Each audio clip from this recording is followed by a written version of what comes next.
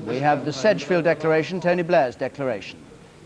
I, Norman Vaux, being the acting returning officer for the Sedgefield constituency, hereby give notice that the total number of votes given for each candidate at the election held on Thursday, 1st May 1997 was as follows.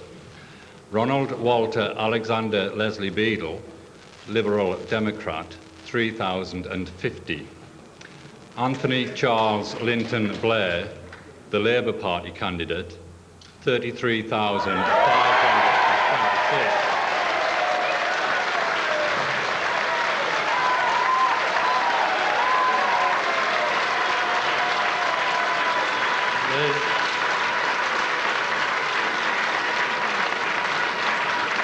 Ladies and gentlemen, can I read the other ones out, please? Brian Gibson, Socialist Labour Party, 474. Miriam Hall, the Referendum Party candidate, 1,683. Elizabeth Mary Alice Pittman, the official Conservative Party candidate, 8,383.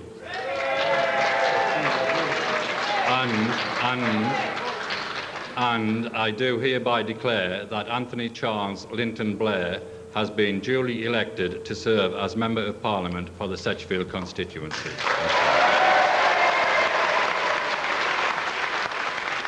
Tony Blair kisses his wife, and a very safe Labour seat, of course, Sedgefield for him.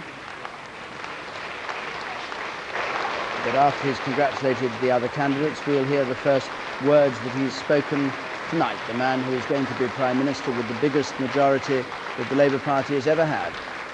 Thank you.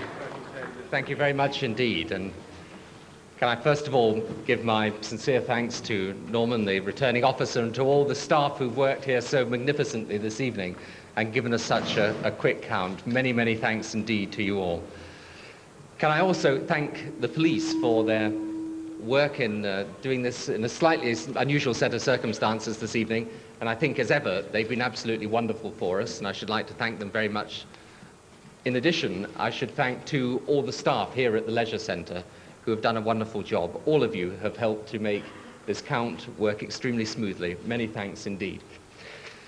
Can I also take this opportunity too of thanking the other candidates in the election. I'm sorry they haven't seen quite as much of me as they perhaps would have liked, or perhaps not. But if I may just say, I know that it's been a very clean, a very good campaign. And if I can say this to Lizzie, who came second and who is the Conservative candidate, I once fought a very hopeless Conservative seat in Beaconsfield in the south of England. And look what happened to me.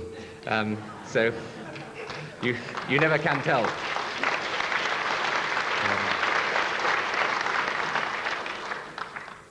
I would also, if I may, here pay a special word of thanks to those people that have returned me as the Member of Parliament for Sedgefield for these last 14 years. You have been absolutely magnificent to me all the way through. You've given me loyal support, you've given me encouragement, you've stood by me through each and every one of the difficult times. And the greatest pleasure that I have is to serve you with all my heart and with all my energy. So thank you to all those people that have supported me and to the good people of the Sedgefield constituency. Thank you.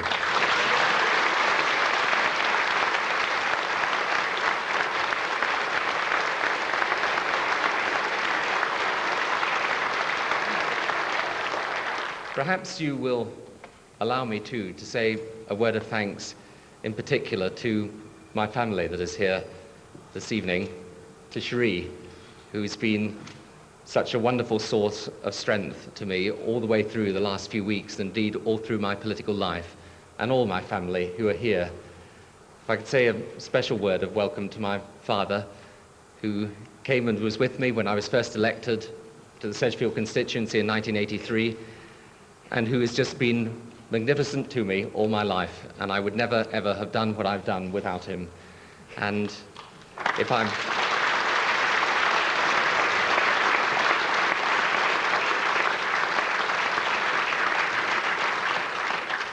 I know that for him, like me, all that could have made this moment complete was that my mother was here as well. But I would like to thank, too, all Cherie's family for their strength and support, and of course, all my good and loyal party workers, not least my agent, John Burton, who is a star in his own right.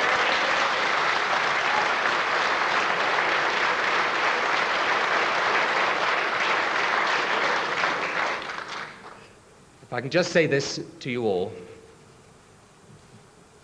it is an honor to serve you, and I feel this evening a deep sense of honor, a deep sense of responsibility, and a deep sense of humility. You have put your trust in me, and I intend to repay that trust. I will not let you down. And when I think back over the last 14 years that I've been the Member of Parliament for this constituency, it's an area that's undergone the most dramatic and extraordinary change.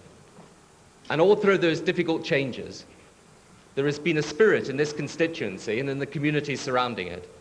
And that spirit has been the spirit of unity, of determination to take on the challenge of change and overcome it, and work for the good of all the people of this constituency. And that is actually the spirit that our country needs now.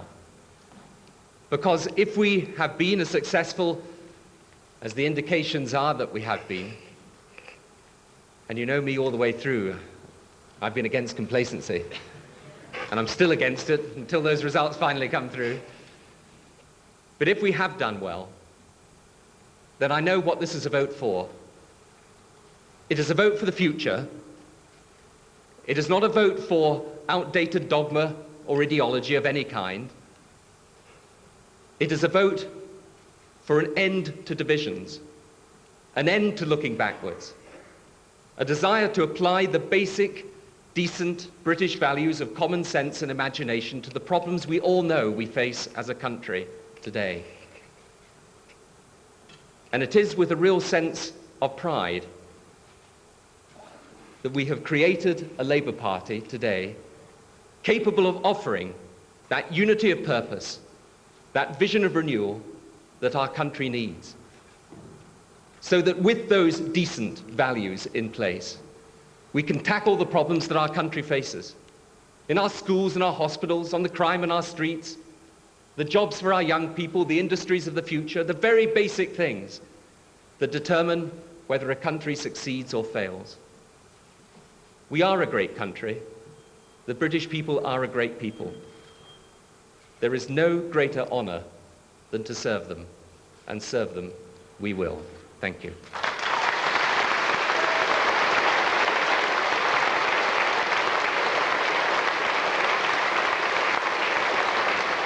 Tony Blair there, having won his safe seat in Sedgefield, thanking his family, thanking the constituency that supported him all these years, and for the first time speaking about the Labour Party as he sees it, now that he acknowledges that he is going to be Prime Minister, cautious as he said he always is. Well, Peter, we've had the first Conservative win of the night in. So far, 17 losses and 1 seat taken with 69 declared. What's the story? The Tories will have some seats. Just look at the measure of what Tony Blair has achieved. This is the map of Britain that we've had for the past 5 years. That's the election the Tories won last time. Look how Mr. Blair has changed the pattern of colour in the country. It's an astonishing achievement. Look at all the red patches coming on. We've never seen anything like this under Labour. Look at the score. Labour have never had more than 400 seats. 142 gains. The Tories down to 157, their lowest for a very, very long time. The Liberal Democrats, too, a triumph for them. They've never been up that high since the 1930s. Look at the gains now, flashing away, how the colour of the country has been transformed. Liberal Democrats massively back here, Labour back in the home counties in the Midlands, much more than any of them can ever have expected. And so Mr. Blair, with a record majority, with a record high number of Labour votes, is into number 10 Downing Street with a huge majority of something like 170, with another record to his name as well. Here is the youngest Prime Minister ever, William Pitt, 1783. He was aged 24. Here is the youngest Prime Minister to date after William Pitt, and it is no other than the Lord Liverpool, who was in 1812 42 when he became Prime Minister. You now have to jump 185 years to find Tony Blair next to the records with age 43. Tony Blair, aged 43, only a year behind a man who succeeded in the day when they did become Prime Minister very young, back in 1812. David. Huge swings have defeated David Hunt, the former cabinet minister, in Wirral West. 14% swing, and Stephen Hesford takes that. Wirral South, Labour win that. Don Chapman with a swing of 15% after a by-election. Birmingham Hall Green, Labour gain, the Conservatives defeated there on a swing of 14%. Oldham East and Saddleworth, this was the one that Chris Davies, the Liberal Democrat, took at the by-election. Labour have jumped from third to first place, and Paul Woollas takes that seat. Phil Woollas. Vale of Clwyd, a Labour gain. Chris Ruane takes that, a swing of 14% again, these vast swings. And the Liberal Democrat gain in Portsmouth South that we saw happening, Mike Hancock taking the seat with a majority of 4,300, and another Liberal Democrat gain in Hazel Grove. Brendan Murphy, the Conservative, defeated in a huge 11,000 majority from just under 1,000 for the Tories last time round in the southeast of Manchester, where Sir Tom Arnold used to sit. And Labour gain in North Avon, Sir John Cope, Liberal Democrat gain here, Sir John Cope defeated, majority 2,000. It was a fairly safe seat, they thought, in the northeast side of Bristol, which may make some problems for William Waldegrave, whose seat we haven't yet had. Now let's join Jeremy Paxman again. Jeremy. Thank you, David. Cecil Parkinson, this is about as bad as it can get, isn't it? Well, I'm very pleased we won a seat. I was beginning to wonder. I was actually beginning to think that John Major would remain the leader of the party and the only member we had in the House of Commons at one stage. But clearly these are the seats in the smaller city areas. The country seats will declare later, but it's a very, very bad night for us. I've got some terribly good news for you. Apparently it's a second Tory victory just been That's announced. relieved. So we are going to have a rival for leadership if it carries on like this. Neil Kinnock, when you saw Tony Blair's acceptance speech there in his constituency, was it just a little bit of you that thought that could have been me? It would be unnatural and almost inhuman not to occasionally feel that, but I must say, you saw Tony Blair there at his relaxed best, speaking to his own people, but translating what he felt about Sedgefield over these years in national terms. And I think that that's why he is quite an outstanding character and fully deserves to win. I'm overjoyed for him. By comparison with 92, you couldn't get a starker contrast of emotions, presumably, tonight and then. No, then it was a time of mourning. And I think that Labour supporters did feel as if they'd been bereaved. That's what they communicated to me. Today is literally a new dawn, and they're going to enjoy it, and rightly so. David Steele, what do you make of the Liberal Democrat results so far? Rather encouraging. It's very encouraging. I'm very sad that Liz Lynn and Chris Davies have lost. What seems to be happening, actually, is that the Labour tide is sweeping everything before it, and these seats which we held against hot Labour competition, we haven't been able to hang on. But we're picking up more seats from the Conservatives, and there is some evidence, I think Neil and I were just talking about this, that there is a real tactical vote going on. The Liberal Democrat vote is disappearing in favour of Labour in some places, Right. and the Labour vote has disappeared in favour of the Liberal Democrats. Well, Peter Snow has more on that. Cecil Parkinson, I thought he was going to tell us what the scale of the landslide was. Tony Blair here with Leo, his father, the man who wanted to be a Conservative MP, who had a stroke when he was 42, was a lawyer and was unable to carry on, and has now, of course, become a supporter of New Labour and Tony Blair. Catherine, his daughter, in his arms there, and Ewan and Nicky, the two sons, at the count at Sedgefield. And Cherie, who's a distinguished lawyer in her own right and a judge, and intends to be back practicing as a judge in one of the smaller courts in a couple of weeks' time. So she says, if she's not taken over by all this. Now we go to Putney, because we're told that Putney may have fallen to Labour, David Mellor, the Conservative, is rumoured to have been defeated here, and it's also said that Norman Lamont has lost Harrogate. Michael Burke is there at Putney, and one other note, Bristol West is said to be too close to call, William Walgrave's seat. Let's join Michael Burke down at Putney. Michael. David, the declaration is just about to come. We understand that David Mellor has probably lost his seat by around 3,000 votes. And the other interesting point is Sir James Goldsmith, we think, has lost his deposit. Being the returning officer for the Putney constituency, I hereby give notice that the total number of votes given for each candidate at the election was as follows. Beige, Lenny. Happiness Stands Freedom to Party, 101. Coleman, Tony, Labour Party, 20,084. Goldsmith, James, Referendum Party, 1,518. Jemison, William, UK Independence Party, 233. Mellor, David, Conservative Party, 17,108.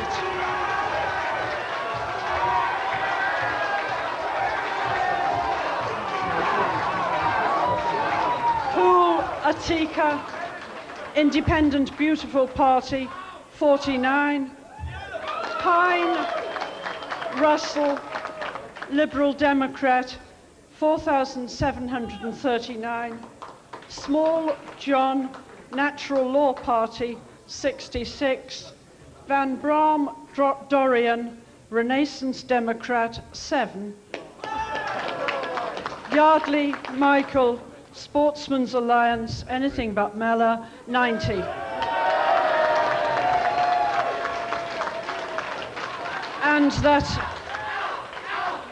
And that Tony Coleman has been duly elected to serve as member for the Putney constituency. So Anthony Coleman for Labour takes that seat, the leader of Merton Council. David Mellor, Heritage Minister, defeated, man who resigned from the Cabinet, defeated, and Sir James Goldsmith, there are cheers there for the defeat of David Mellor. A new beginning for Putney, the second London seat to come through, and the second gain for Labour. And from South London, they're gathering at the Festival Hall to celebrate that. Incidentally, Sir James Goldsmith got 3.5%, lost his deposit. You need 5% not to lose your deposit. And the Referendum Party doesn't seem to be doing any better as a result of his standing there than it has been in the other places where it's been standing. Anyway, Peter, let's have a look at how things are running now. Well, David, we had a look at the measure of the Labour Party's huge success, record-breaking success. Let's take a measure of the Tories' disastrous failure. Now, remember, earlier on we showed a few top personalities in the Tory party standing under a cliff, but it's much worse than that. Here's the Tory party back in 1906 standing under a cliff. Arthur Balfour leading his party against the Liberals into the election of 1906. Look what happened. A landslide of massive proportions, 211 losses the Tories suffered. Balfour was defeated, Campbell Bannerman came in, and there were about 15 years of Liberal government. There's Winston Churchill in 1945. Look at the Attlee landslide that engulfed him, and 187 losses then. Here's Alec Douglas Hume. Now, the worst Tory landslide since then that the Tories had suffered until tonight, a loss of 56 seats just in 1964. Now, here is John Major tonight, and the scale of the landslide he has suffered. Talking, of course, about forecast seats, but on the basis of our forecast, something like 190 losses could go down. So you see he's done worse than Winston Churchill. David. Thanks very much, Peter. Let's go to Stirling, where we have the result. 5,752.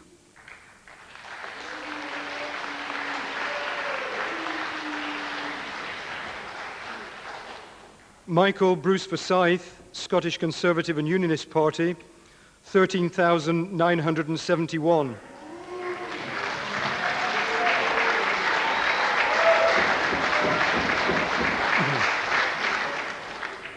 Anne Maguire, the Scottish Labour Party, 20,000.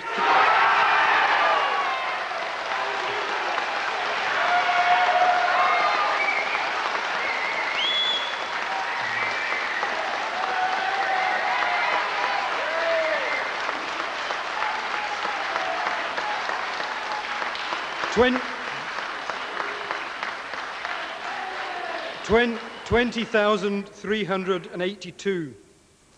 William McMurdo, UK Independence Party, 154. Elaine Liv MacDonald Olson, Value Party candidate, 24. Alistair Tuch, Scottish Liberal Democrat, 2,675.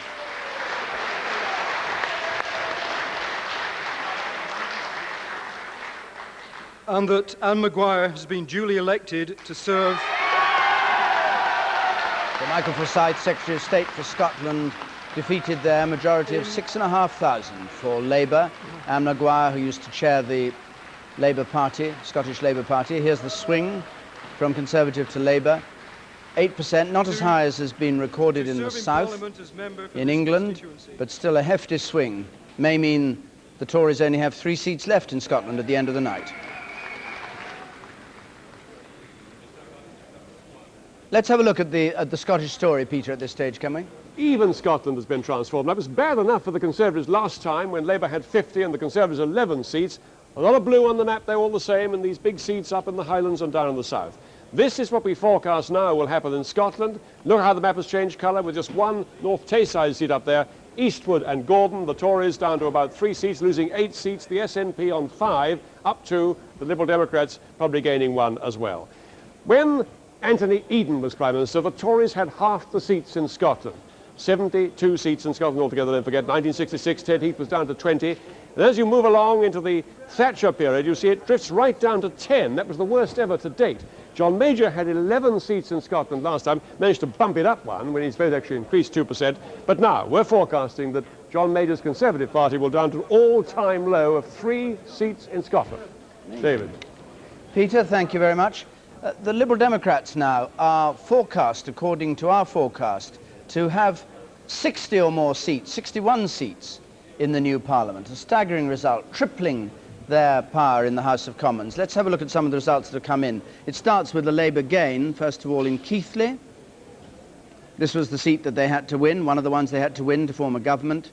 And Anne Cryer, the widow of Bob Cryer, who was killed in a car crash during the last Parliament, who used to be the MP for Bradford South. She gets a 10% swing and goes in to the House of Commons.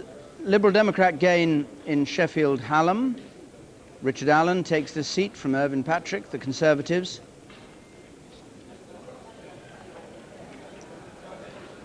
And at Hull, John Prescott is celebrating. Let's have a look at that. Doesn't look much of a celebration at the moment. It looks like they're celebrating in the pitch dark, but you can just pick out the picture of the man who's likely to be Deputy Prime Minister, John Prescott.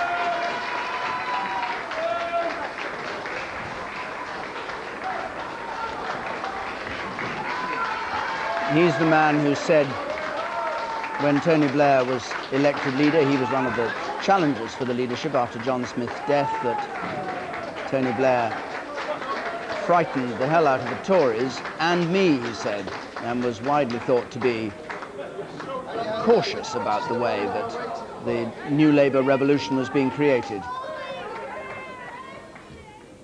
Anyway, he remained very loyal, was out of the country in his battle bus all the way through, and will no doubt be a loyal supporter of this government. We join Anna Ford, who's at Welwyn Hatfield, David Evans' constituency. Anna. Yes, Welwyn Hatfield could swing to Labour with a 5.8% swing, David. They're still counting here, and the result isn't going to come until 3 o'clock. I got David Evans, the sitting MP, with me. David, it's not looking good, is it? It's not looking good, but it is Welwyn Hatfield. I like to think I'm a bit different to the normal Tory, and I think How would you say win. you're different to the normal Tory? Well, I'll say what I think. You certainly Shoot do. from the hip. You said what you thought about your Labour opponent, didn't you, Melanie Johnson? I think upset some of your constituents. I did upset a few people, but then some of what I said, people have said you were right, and on the doorstep they said, oh, you shouldn't have said it, and then leant forward and said, but we agree with you. So we're going to find out in the next hour or so whether they did agree with me or not. So if the swing is as big as it looks at the moment, who's to blame, do you think? I think the government, broken promises, VAT on fuel, ERM fiasco, couldn't get their act together on Europe. I'm a Eurosceptic. Heseltine and Clark having far too much to say on it, and cause ripples. Blair's campaign was brilliant. He came across as a good Tory leader, and his policies came so near to ours. People wanted a change. People do like a change, and but you said in '95, you coined the phrase, didn't you? No change, no chance. When you were running the John Redwood campaign, do you think they should have changed the leadership then? Oh, absolutely. So it's John Major's fault? No, it's not his fault. Nice man, sincere, wonderful. But we have been in trouble. He was presiding over the ERM fiasco. He did presume over tax rises, which he promised wouldn't take place. He was the leader when we put VAT on fuel, and all of those things added up to him wanting to reassert his authority not so long ago. David Evans, thank you very much indeed. That's all from Welwyn and Hatfield so far. There were rather wild scenes at Putney when David Mellor's defeat was announced a moment ago. Say this to Sir James Goldsmith, who's got nothing to be smug about, and I would like to say that 1,500 votes is a derisory total, and we have shown tonight that the referendum party is dead in the water. And Sir James, you can get off back to Mexico knowing your attempt to buy the British political system has failed. And David Mellor is with Michael Burke. You've had this seat since 1979. You must be a disappointed man tonight. Yes, I'm sorry to lose, but, you know, it became pretty apparent, I think, that a tidal wave has burst over the Conservative Party tonight, and it wasn't a question of putting your hand in the dike, it was a question of the seawall collapsing all around you. But I bear no grudges about that. I think that we're not a one-party state, and it is inevitable at some point that the government will change. It would appear now that Labour are on course for victory, and as a patriot, I wish them well. There were several colourful candidates in this particular constituency, and noisy ones too, as we've just heard. Do you think some of the more publicised episodes in your own personal life might have contributed to your loss this evening, or do you think it was all part of the national picture? No, absolutely. I think it was part of the... Anyone who came round with me would have seen that, in personal terms, one enjoyed a great deal of respect for one's constituents, and I think our result is certainly not out of line with the country. No, I think it's important to explain that all that rowdiness was not due to the major parties. It had nothing to do with the Labour Party, it had nothing to do with Liberals. It had to do with a small bunch of gun fanatics who stood against me because I led the fight on the Conservative benches to ban handguns, and also from the referendum party. I think one thing needs to be made absolutely clear. We lost fair and square tonight to the Labour Party, and I don't, I may regret that, but I don't begrudge it. It's part of the inevitable process of politics. What I'm very delighted has happened is that Goldsmith has been stopped dead in his tracks. His 1,500 votes is a derisory vote. You know, I'm afraid that Putney said, up your hacienda, Jimmy. And as far as he's concerned, he can't buy the British political process, and he can go off back to Mexico, having failed almost as abysmally as his son-in-law did in Pakistan. And what's the future for David Mellor? You've obviously got an awful lot of outside interest. Is it the end of politics from your point of view? I don't know. It's too early to say. But as you know, if people sometimes ask, well, why do members of Parliament do other things? The answer is to have some basis to support their families on nights like this. And as far as I'm concerned, you know, thank goodness there are a few other shots in my locker. You may not tragically have heard the last of me yet, Michael. David Mellor, thanks very much indeed. David Mellor with Michael Burke in Putney. The Labour gain in Rochdale, which had Liz Lynn comforting one of her supporters who was in tears, is here on your screen with a majority of 4,500.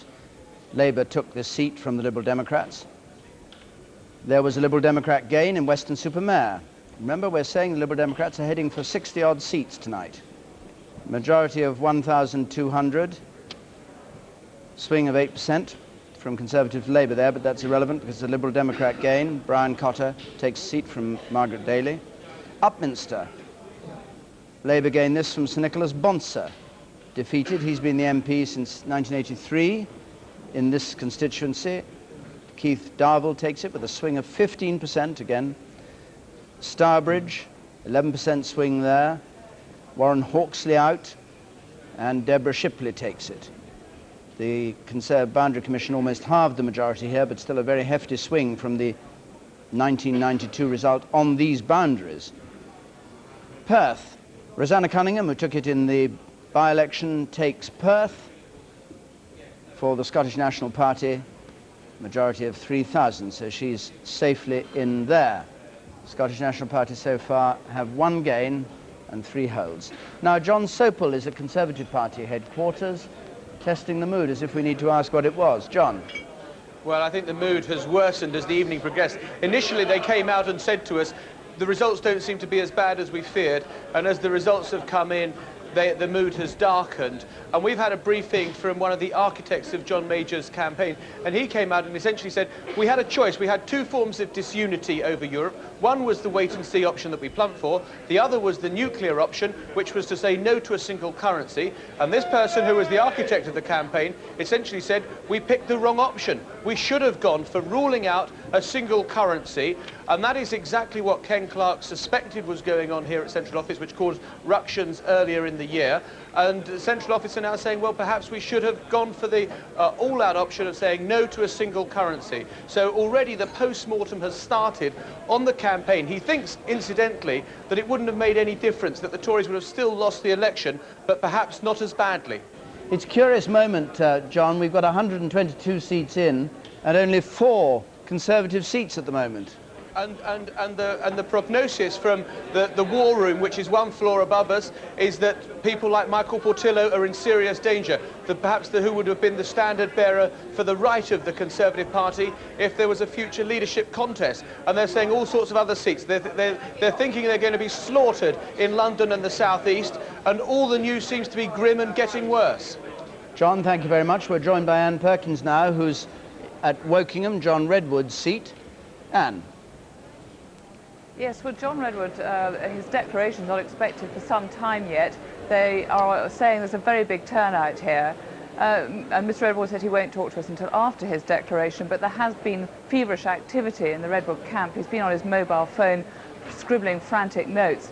So I assume he's been on the phone to his London headquarters, and they're considering tactics, because obviously we're here not because we don't think he's going to win this seat or hold this seat, which we are pretty confident he will, but because we want to know what he's going to say about the Major leadership.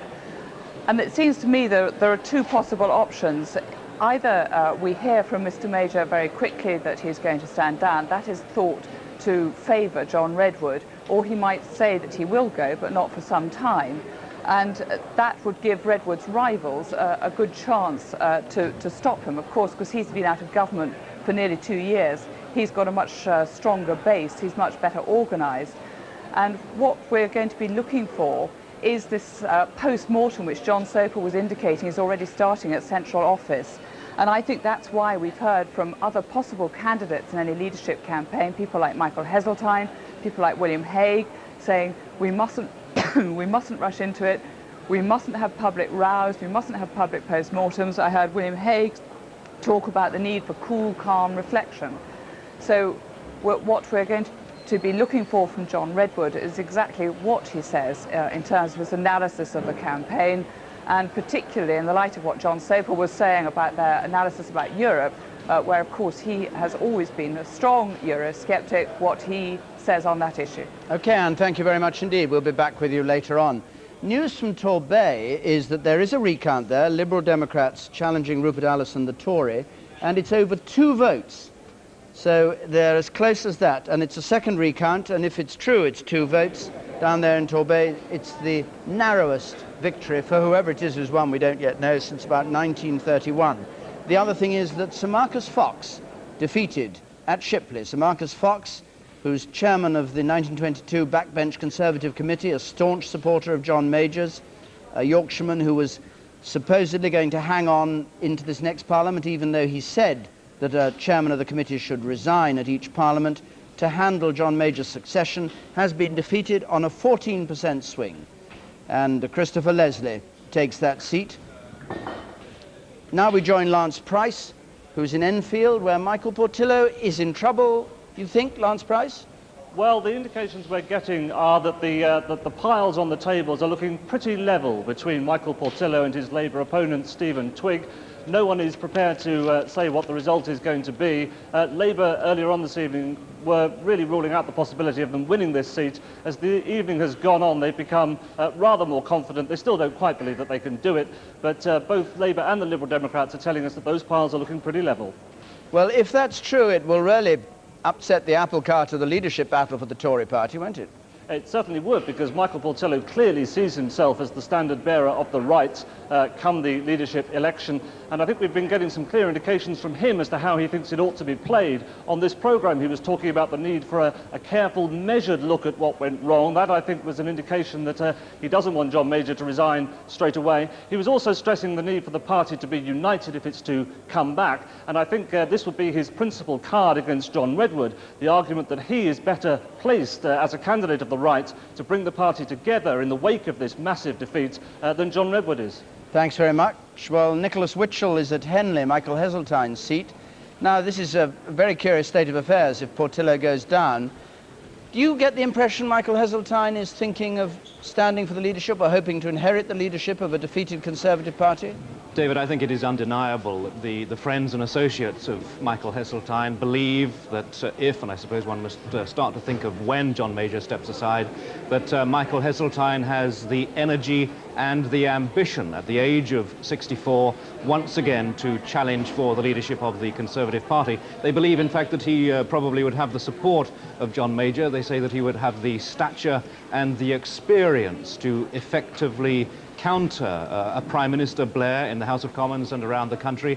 And they say that Mr. Heseltine should not be wholly unacceptable to the Eurosceptics. They point out that it was Mr. Heseltine who was the inspiration for perhaps the most controversial and maybe the most effective Conservative poster of the election, the one with Mr. Blair sitting on the knee of Chancellor Cole. Nick, thanks very much indeed. Peter. This election isn't bad enough for the Tories. The opposition are succeeding in bringing their fire to bear on the seats that matter to each of them. Here are the Conservative Labour seats. This is the battle Labour are having with Conservatives, where the Liberal Democrats don't matter. Labour vote shooting up at 11.5%, Lib Dem vote well down. Here over at the other side, here are the seats where the Conservatives are fighting the Liberal Democrats. Labour vote only up 4%, the Liberal Democrats up a massive 7% in the seats that matter to them. Tactical voting is going on, opposition maximising its fire where it really matters. The Liberal Democrat battleground now. There are the Liberal Democrat seats that they held in the old Parliament. The taller they are, the safer they were. There's Rochdale, which of course, as we know, went down. These are now, I've added on here, the target seats the Liberal Democrats have from the other parties. Notice how they're massively concentrated in the south, and they're largely Tory seats. Let's just line them up. There are the Liberal Democrat seats in the last Parliament. There are their targets. Here are the ones that have declared. We've ranked them, of course, by their vulnerability. Here we go now. These are the ones that have declared so far. Rochdale's gone for Labour. Montgomery's has been held on to in the two of the existing seats. Here's their target seats now. Of course, they were all blue before and red for Labour. And here's how they've gone. None have been held, except the Labour ones, by the Tories. Portsmouth South, Hazel Grove, Southport, Weston-super-Mare, North Avon. North Avon, a long shot for the Liberal Democrats, has gone down to them. And here's our forecast. Hold all their seats they will in the old Parliament, except for Inverness East and Rochdale, we reckon. And of their targets, they're going to hit a very, very large number. Bunch them together very closely. They get an awful lot of seats in Parliament. David. Martin Bell arriving at his count at Tatton, former BBC war reporter, going into his constituency. Count there. It's said to be very close at Tatton. And the headline there, Michael Brown defeated at Cleethorpes, one of those Tory candidates who are under a slight cloud at the moment, being investigated by Sir Gordon Downey. Well, now, Robin, we haven't heard from you for a bit because these results have been coming in so fast. What's your comment on the state of things with this majority, 170 or so we're talking about now for Labour? Well, the Tories are clearly going to be absolutely devastated. I think one of the interesting things about all the results we've had in so far are the number of women MPs that we're going to see in the next House of Commons. It looks as though it'll be at least 100 women MPs. A number of those marginal victories that Labour has had, it's been a female victor. The next House of Commons is going to look very different, I think. And there's Martin Bell arriving inside. We only saw his back before in his white suit. And had he not decided to stand for Parliament and leave the BBC, he would have been up at Edinburgh Pentlands with Malcolm Rifkin tonight, which was what he'd been booked to do before he took this step of going to fight for clean, independent party in Tatton. And I think reckoned he'd taken on rather more than he bargained for when he got there. He said it was, when he did his first press conference, he said Sniper's Alley was a safer place to be than facing the press. But he was clearly learning fast on the job. So anyway, go on from where you were. What's going to happen in the Tory party, in your view? Well, the Tory party is going to have to really go back to square one after a result like this, because another interesting factor tonight is that Conservative opponents of a single currency, those who've come out against a single currency, are doing no better than other Conservatives. So... OK, Tony King, just brief word. Turnout is down. It's very striking. We may well have the lowest turnout since the Second World War.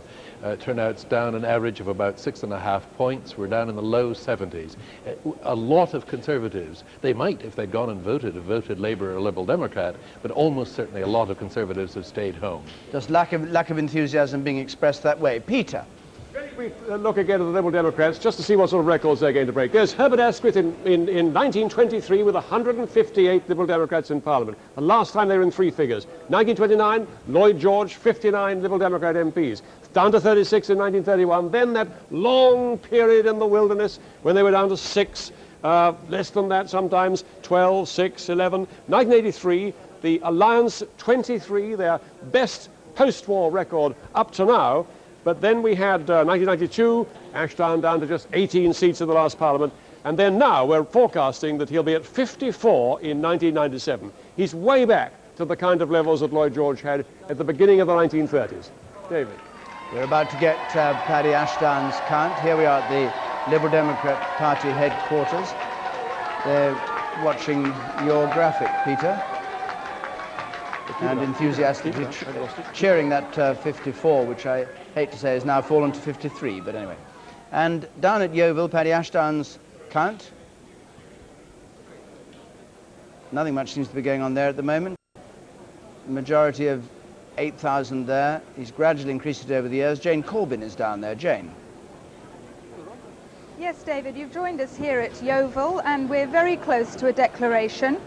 It's a happy night here, I think one can safely say, for the Liberal Democrats. Paddy Ashdown's being a bit cautious still. He'll only say he's very encouraged, but I overheard him sort of say fantastic and punch the air when one of those good results for the Liberals came in. And currently, of course, they're looking at 6 seats that they've taken, some of them very low down on their target list, seats like Sheffield, Hallam, and they're feeling pretty good here. He is, however, on tenterhooks about the Torbay result, with, I understand, 2 votes either way between the Liberal Democrats and the Tories. But I think, you know, pretty happy down here in Yeovil tonight as he waits for the result of his count. There have been disappointments. Rochdale lost, Liz Lynn's gone, Oldham East, Chris Davis, both of them, he told me earlier, personal friends of his, and he's very sad about that. But obviously those games are the things he'll be thinking about right now as he waits for the count, waits for the declaration OK, to come Jane, up. thank you very much indeed. We'll come back to you as soon as it's imminent, and in the meantime, let's just have a look at some other results. We've had 1 or 2 more ministers defeated. Ian Sproat and Tom Sackville have been defeated. Here are the figures. Leeds North West, a Labour gain. Dr. Keith Hampson defeated there on a swing of 12%. Bolton West, a Labour gain. Tom Sackville, who is the junior Home Office Minister, he's out. Majority of 7,000, 11% swing. Labour gain Cleethorpes. Michael Brown, who faces accusations that he failed to declare money paid to him by a lobbying firm. Sir Gordon Downey hasn't yet declared his findings on this, and he's been defeated on a 15% swing. Stockton South, Labour gain. Tim Devlin defeated here, and Darry Taylor moves in. This is seat Ian Wrigglesworth used to hold for the SDP briefly. He won it in 1983. 16% swing against the Conservatives. Hales Owen and Rowley Regis. Again, an 11% swing. Sylvia Heel takes this seat. and Harwich, a Labour gain. This is Ian Sproat. Ian Sproat's been in a number of seats, and every time he moves it seems to go wrong for him. And he's defeated there. Sittingbourne and Sheppey, Sir Roger Moat defeated here, Tory-held seat, and a swing of 15% in Sittingbourne and Sheppey. Let's go back down to Yeovil, where we think Paddy Ashdown's result is about to come through. If you go the other side.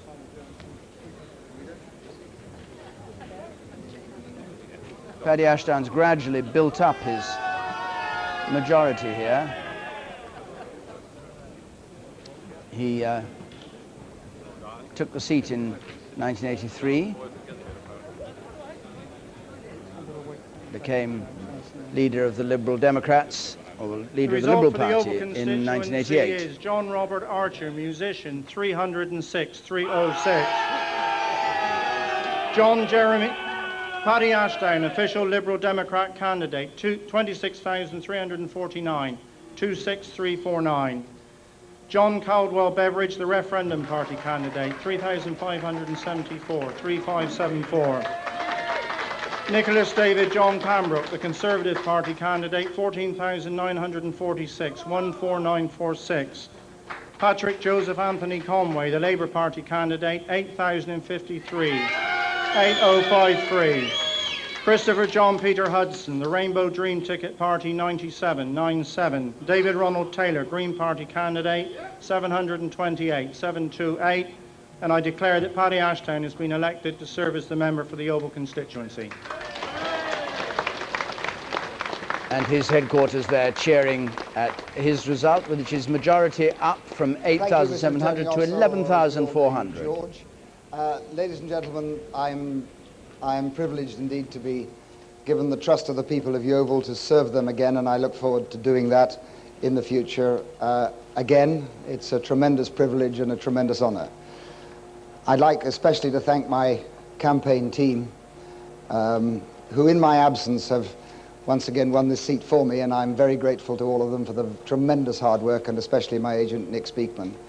And if I may also say, my colleagues from the other candidates, from the other parties who have fought this seat, have fought a vigorous and honourable campaign, and I wish them well in the future. And also to the returning officer and all the staff and the police and others who make this election possible. I do not yet know what the result of this election will be, although I think the trends are now fairly clear. I do not wish to predict the future, but I will say this, that I think we are now going to see a change of government, and I believe that there will be a very substantial, perhaps even a two-thirds majority for constitutional change and the modernisation of our system of government in the next Parliament. And I believe that can deliver a new era for our country, an era of politics which is more in touch with people, and an era in particular where more power is in the hands of the voter and perhaps less in the hands of the political establishment and the elites. And I think that will be a very, very good thing for our democracy. For our part, we shall use the votes that are given to us tonight in this constituency and elsewhere, where we've already made a number of gains, to make sure that in the next Parliament we continue to fight for the things that we have fought for during this campaign. Above all, for more investment in education, for more investment in the health service to tackle the crisis, and for a clear commitment to make sure that the constitution of our country is modernised to make our country ready for the next century. Thank you all very much indeed. The Liberal Democrats, with a good result in his own constituency and heading for over 50 now in the country as a whole, and talking about change and reformation of the constitution, which he's hoping to get through the cooperation with Labour. Now, let's just see how things stand. We've had 175 or so results in, and this is the state of the parties. 154 for Labour, up 31. The Conservatives on 8, down 37. Liberal Democrats on 8, up 5. 1 gain for the National Party, SNP, and they're on 5. And with those results in, our current forecast, a Labour majority of 167, the biggest ever Labour majority. The share of the vote, Labour comfortably in with 44%. Note, incidentally, nobody ever gets over 50%. Over half those who go to the polls. Conservatives on 31%, hasn't been done since the war. Liberal Democrats on 18%, others on 7%. Among the losers so far tonight, with many more to come, Michael Forsyth, Scottish Secretary, in Stirling, David Mellor, in Putney, the former Heritage Secretary, Sir Marcus Fox, Chairman of the 1922 Backbench Committee, and David Hunt, the former Cabinet Minister, and other Tories biting their nails at this moment. And Liz Lynn, Social Security Lib Dem from Rochdale. Tony Blair, speaking at Sedgefield after his result was announced there, saying, "You've put your trust in me, I tend to repay that trust, I will not let you down." David Evans, the Tory who was in trouble at Welwyn Hatfield, conceding that Blair's campaign was brilliant. He came across as a very good Tory leader, though at the same time refusing to criticise the Prime Minister, saying he was a good chap too. David Mellor, the party's won tonight, not on a socialist platform, but on a platform of moderation. Most of his time seemed to be spent trying to send Sir James Goldsmith back to Mexico. So let's have a look at one or two of the results we've had in specifically. One by one, Hornchurch as a Labour gain. This is on the Essex border. A swing of 16%, Robin Squire out there. Hove has been gained. Very strong Tory seat normally. Sir Tim Sainsbury held it in the last Parliament. A 16% swing from Tory to Labour. Kingswood.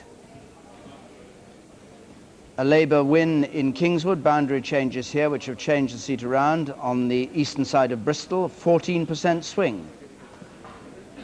Coventry South. Paul Ivy out. Jim Cunningham takes the seat. Again, in theory, a Conservative seat, but this was the seat that Dave Nellis stood as an independent Labour after his expulsion because of his connections with Militant at the last election, which allowed the Tories in. So a swing there of 13%.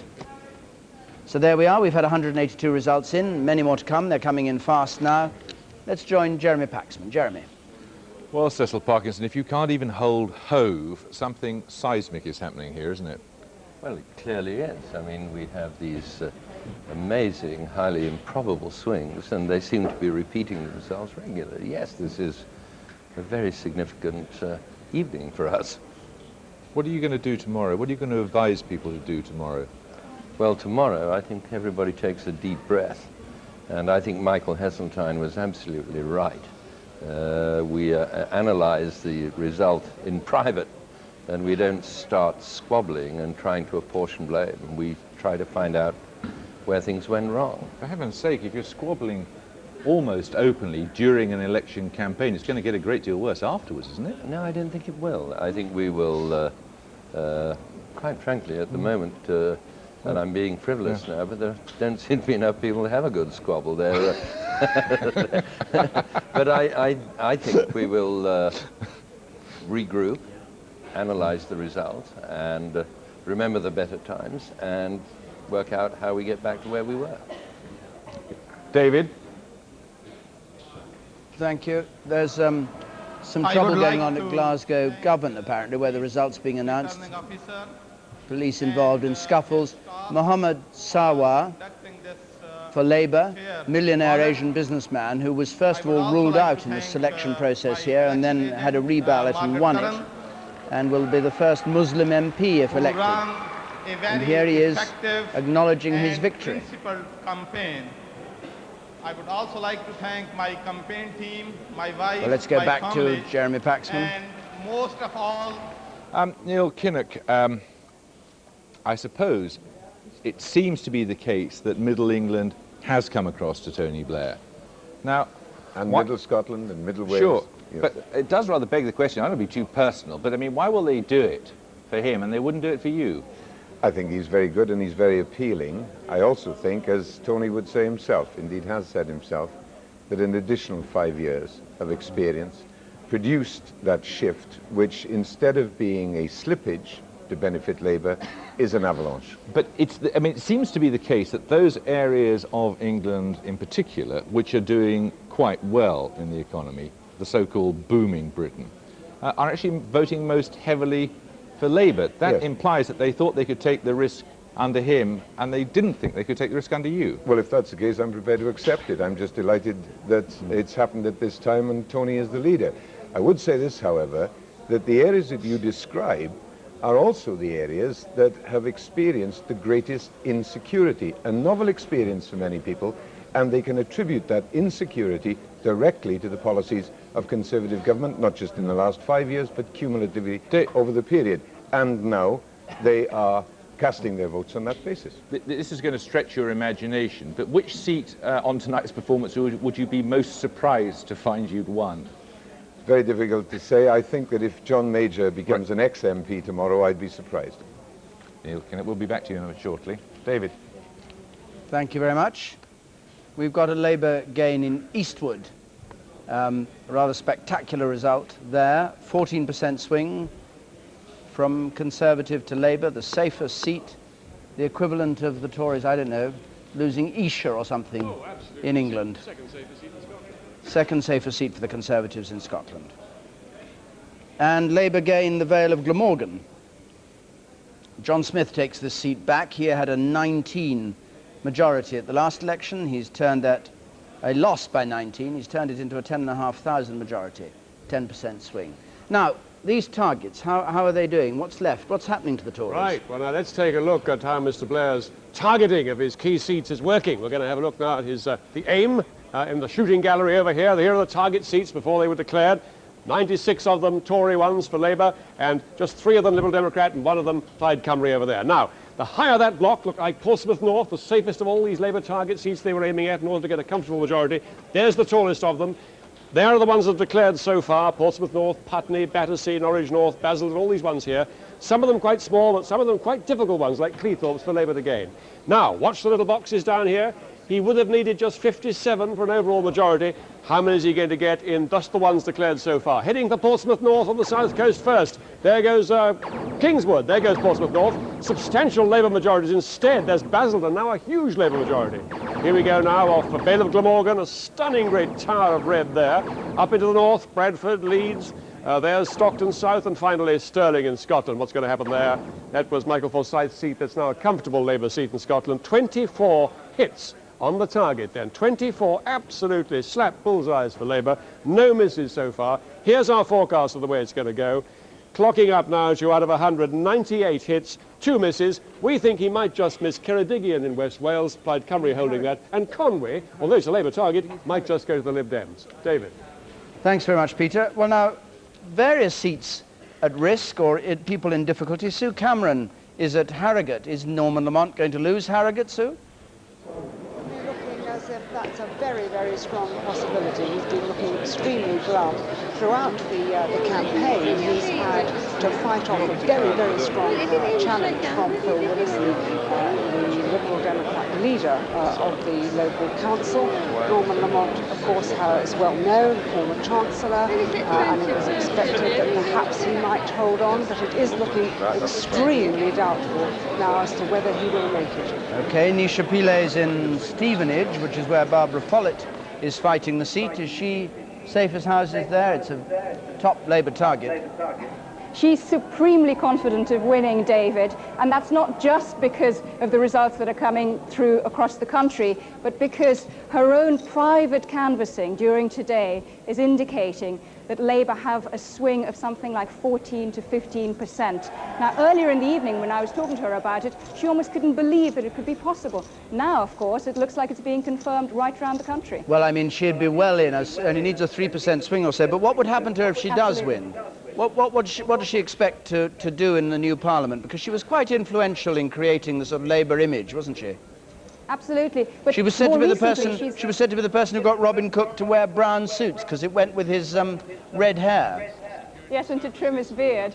More recently, of course, she's been championing women's issues, the need to get more women into Parliament, and the results we've seen so far this evening have confirmed how successful that movement has been.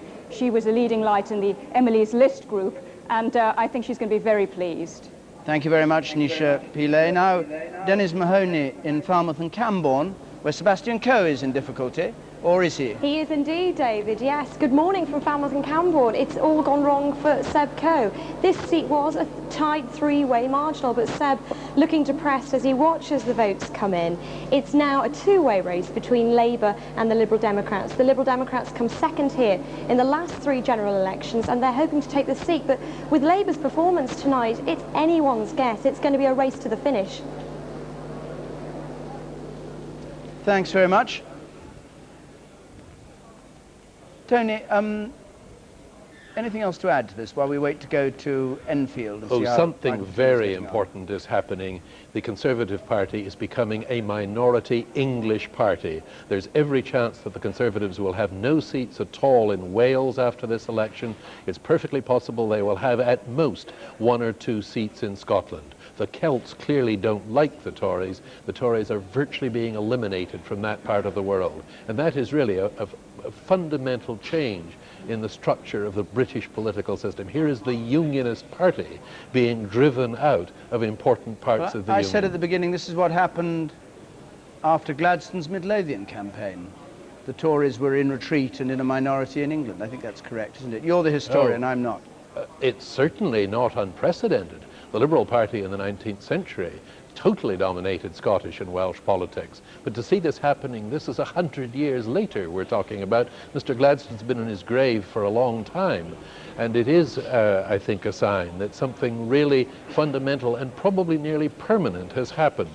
One of the things worth noticing, by the way, is that the Labour Party, in terms of its share of the vote, is not actually doing spectacularly well. It's getting about the same share of the vote it got, for example, winning a narrow majority in 1964. What's happening is that Labour is doing pretty well, the Liberal Democrats are doing pretty well, and that there is enormous tactical voting on behalf of those two parties. Where Liberal Democrats don't think they have a chance, they're going Labour. Where Labour people think they don't have a chance, they're going Liberal Democrat. And the Conservatives are simply being squeezed inexorably between these two forces. And they are down to, and will remain at, their worst figure in this century by a wide margin. The result of the count in Dumfries we have, a Labour gain there. 16% swing, taking the seat from Struan Stevenson. Third safest seat in Scotland. And Romford, a Labour gain. Sir Michael Newbert out there. This was a classic stronghold of the Conservative Party in Essex. It's been taken by Eileen Gordon. Pudsey, Peter Bone defeated there, new Tory candidate. And a swing of 13% against him. The seat's taken by Paul Truswell. Bedford, Robert Blackman, the candidate there, defeated on a swing of 13%. Again, another huge swing. So the state of the parties, let's just have a look at that. It's 2 o'clock, just after. 215 results in, 190 for Labour, up 37. Conservatives down 43 on 10. Liberal Democrats 9, up 5. And the national parties up 1. A sensational result for Labour, and this is how it's been coming through to us here in the studio.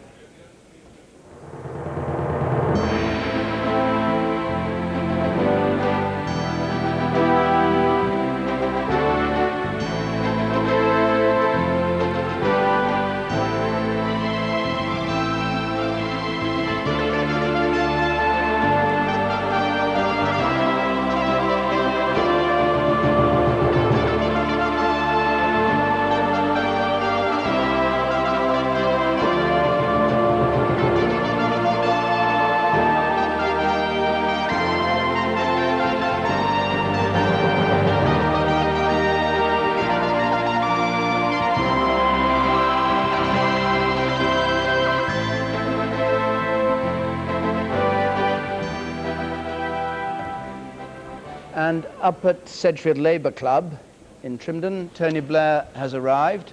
Can't see him. I think they're waiting for him. Well, when he arrives there, we'll get pictures of it. The surprising sort of hat you normally see at Conservative Party clubs. But Labour's had the bulldog in the campaign, and they've wrapped themselves in the Union flag, and they can wear the Union Jack on their hats.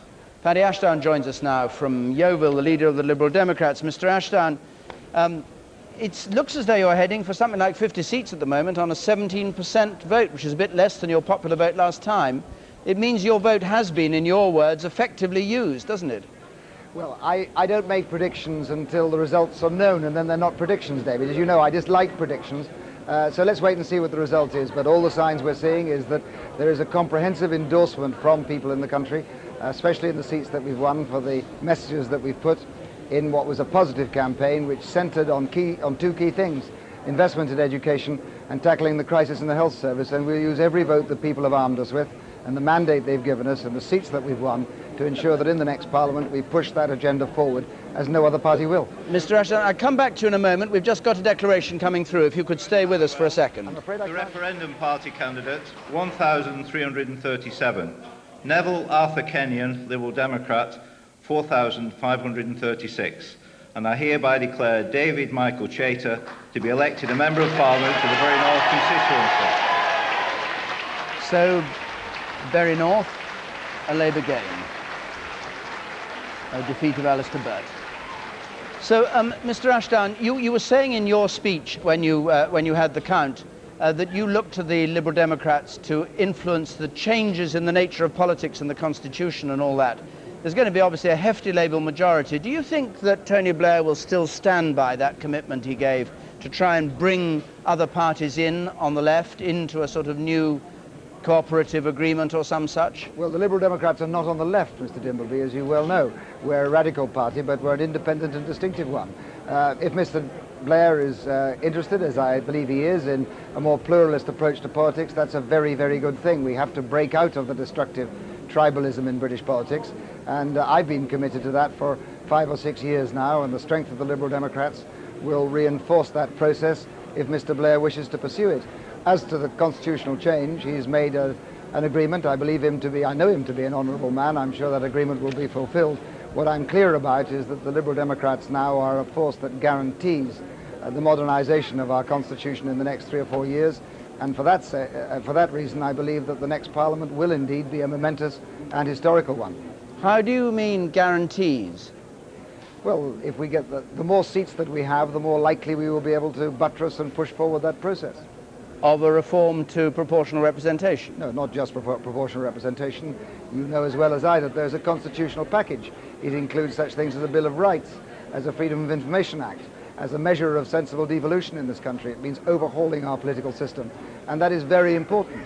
All politicians ought to recognise that they have now lost the trust of the British people in a way that we have not seen before, and that's a very major problem for our democracy.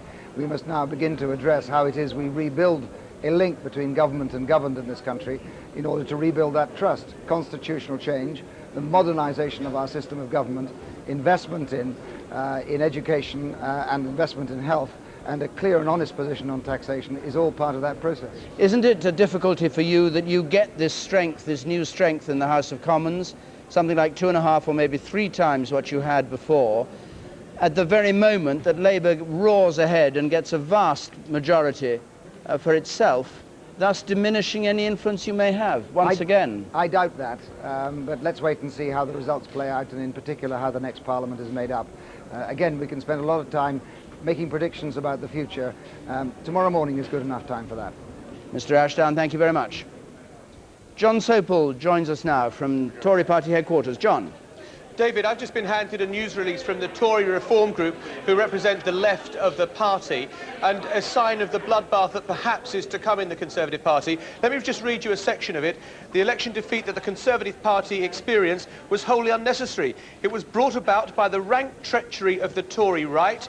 They, ably assisted by the newspapers that back them, have run a vile campaign of hatred against John Major and his administration, almost from the moment of the sensational victory of 1992. And it goes on, those who cheered the defeat of Chris Patten at Lord McAlpine's home in 92 are all too typical of those on the right of the Conservative Party who've since worked tirelessly to remove John Major and to destroy the Tory party. Their actions are unforgivable. Now, this is being handed out here at Conservative HQ. The press releases have already been started to circulate congratulate from the left. No doubt we'll be hearing from the right wing of the party as well. But I think the omens from this sort of thing are not very good for the party. Party of brotherly love. Thanks very much, John. Let's go down to Torbay because we have the result, we think, after many recounts. I'm not quite sure how many, coming through from Torbay. This was a Liberal Democrat challenge to Rupert Allison, the sitting MP. It looks like a scene from South Pacific at the count at Torbay. Expect them to break into song. Okay. As returning officer for the Torbay constituency, I hereby give notice that the number of votes recorded for each candidate is as follows. Allison Rupert William Simon, the Conservative Party candidate, 21,082. Booth Graham Harry, the UK Independence Party candidate. We're going to Harrogate now, Norman Lamont's result. 18,322.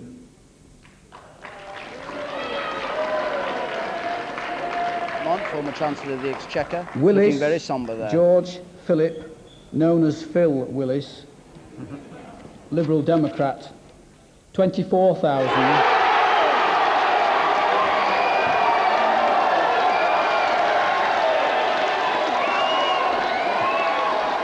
Victory in Harrogate and Knaresborough.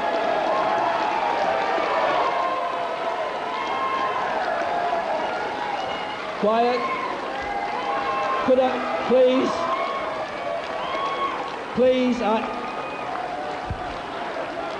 please, let me finish reading the result.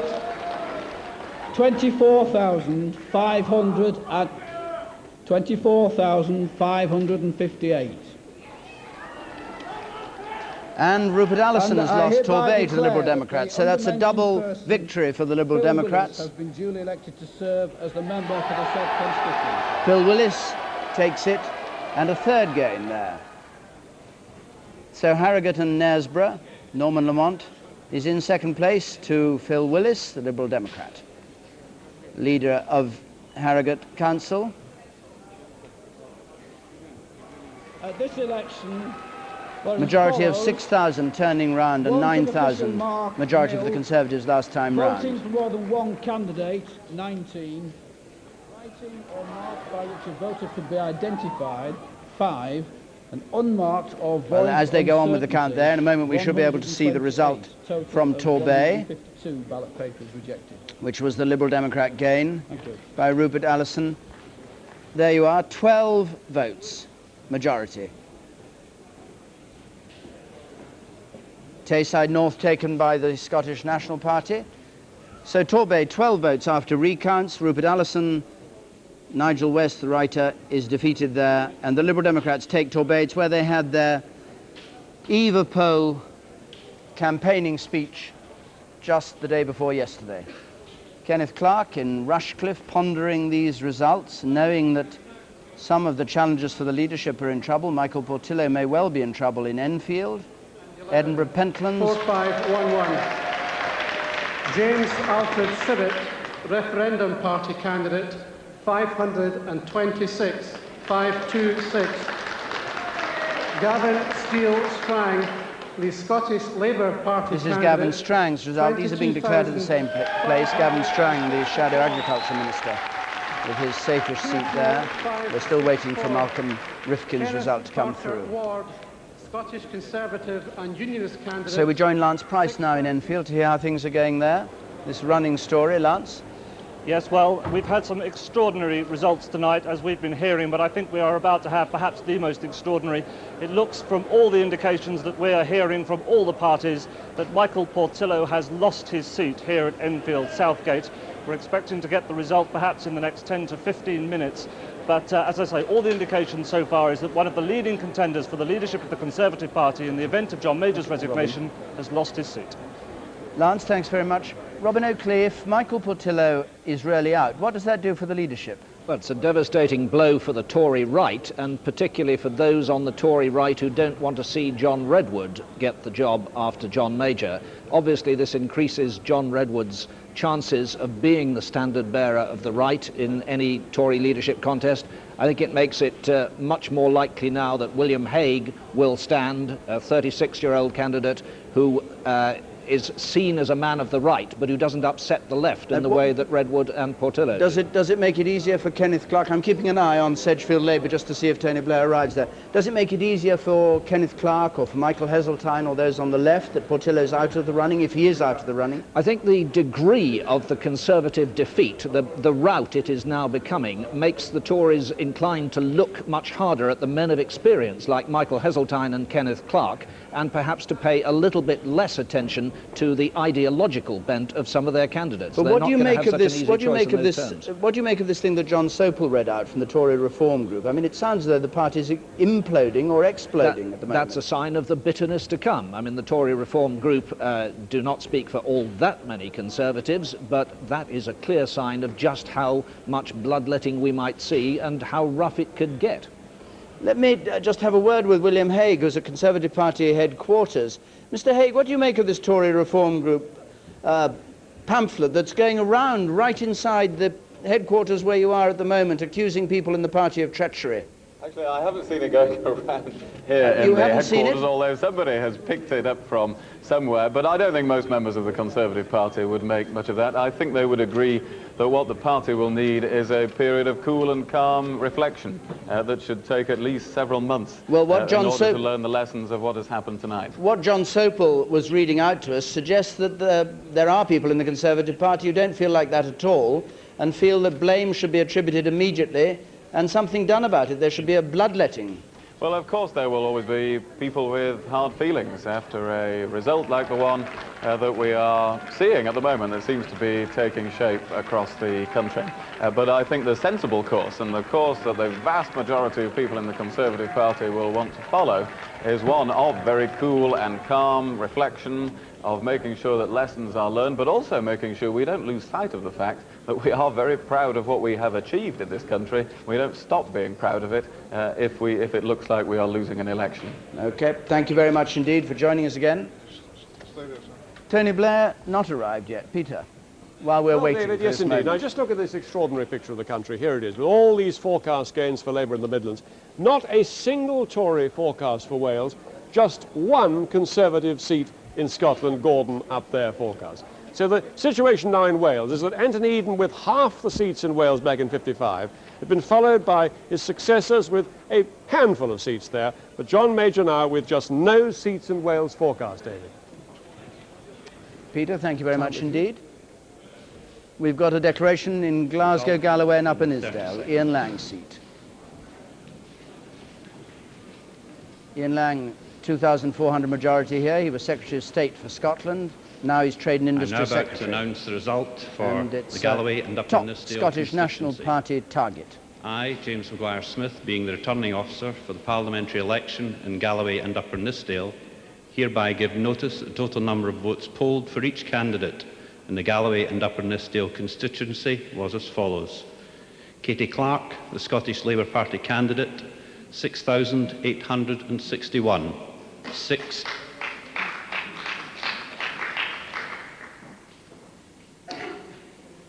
Katie Clarke, the Scottish Labour Party candidate, 6,861. 6-8.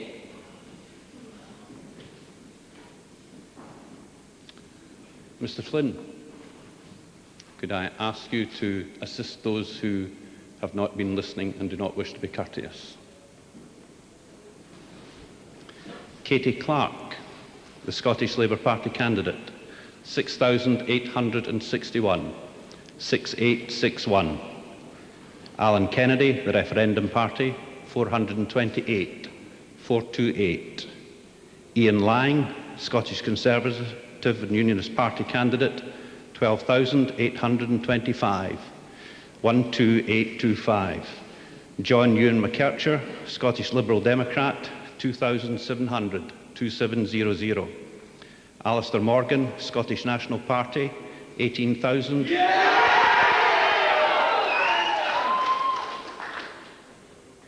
Alistair Morgan, Scottish National Party, 18,449. 18449.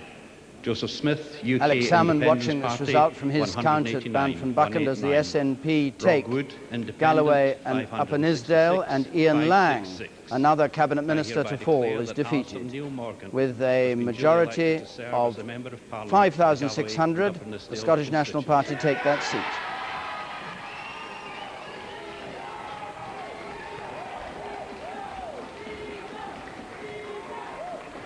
Tony Blair is now speaking at the Labour Club in Sedgefield.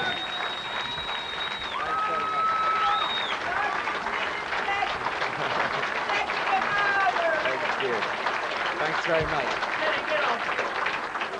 Thank you very much indeed. And, well, you know me, I'm never complacent, but no, it's looking very good all around the country. I just want to say a few things to you on this evening that is more moving and more important, certainly, than any of my life before. I want to say to you, first of all, thank you, because it's you people here who've been my foundation and support all the way through my political career. And you've given me the chance to lead my party, and I hope now to lead my country. Thank you.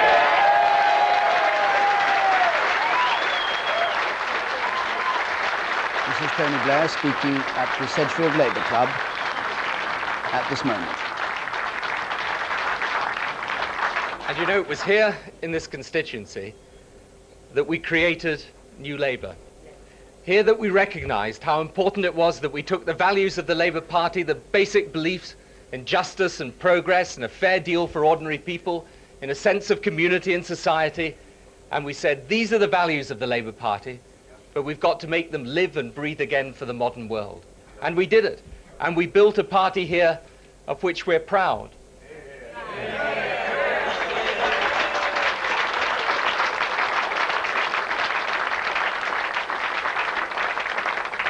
Proud because we knew that all over this country there were people that were crying out for a sensible, mainstream, moderate alternative to the Conservative Party.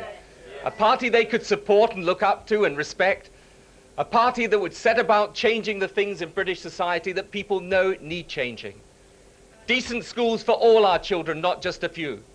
A national health service rebuilt as the pride of the nation again.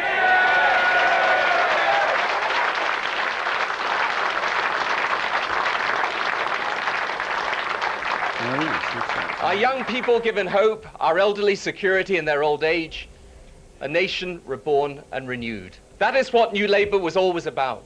Not just about changing the Labour Party, but changing it for a purpose so that we could make the changes in our country that we know need to be made. That is one reason why tonight we are content and happy.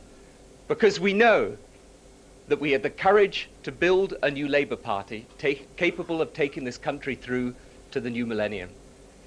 But there is a second reason too, and a reason that I am very conscious of. That support that's been given to us tonight has been given to us as a new Labour Party. And it's been given to us so that we can bring our country together, so that we can unify it, so that we can put an end to divisions, so that we can build one country, one nation, one society, where every person gets a chance and a stake in it, where no one is left out. That is the message that we have taken round this country, and that is the message the country has heard and celebrated.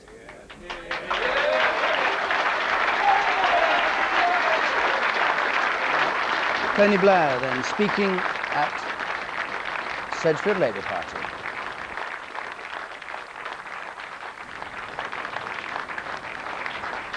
And it's a great thing, is it not, to think of people from all walks of life, all classes, all sections of society coming behind a party that wants to unify this country.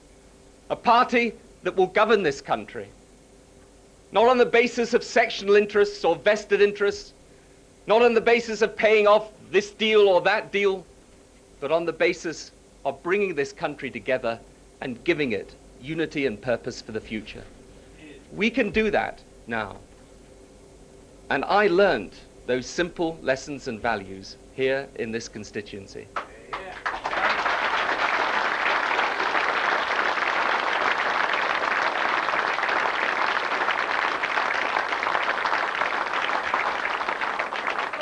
It's a strange thing to think as I look around this room and I see so many faces that I've known over all the years. So much good and decent and loyal support. And through all those bad and sad times in the Labour Party when we were trying to build this party into a modern party of the future, and sometimes it seemed difficult to do, but we persevered. And I was able to persevere because of the strength that you gave me. This is the foundation of my political life and career here in this constituency. And I cannot tell you what pleasure and pride it gives me to see so many people here whose loyal support and whose basic decency have made me what I am today. And my greatest pleasure will be to repay the trust that you've put in me. I believe in you, and I believe that you represent all the best in this country. And the greatest pride I could ever have is to repay that trust 1,000-fold.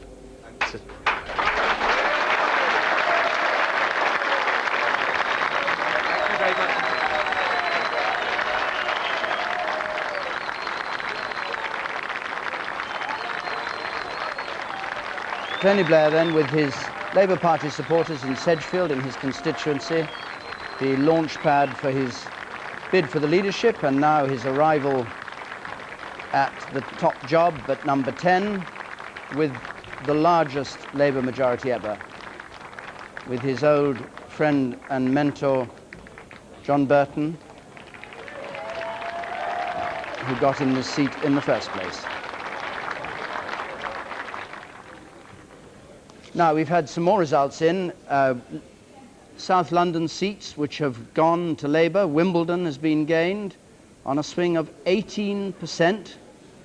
Charles Goodson Wick, the doctor who went out to the Gulf War, defeated as the Conservative candidate there.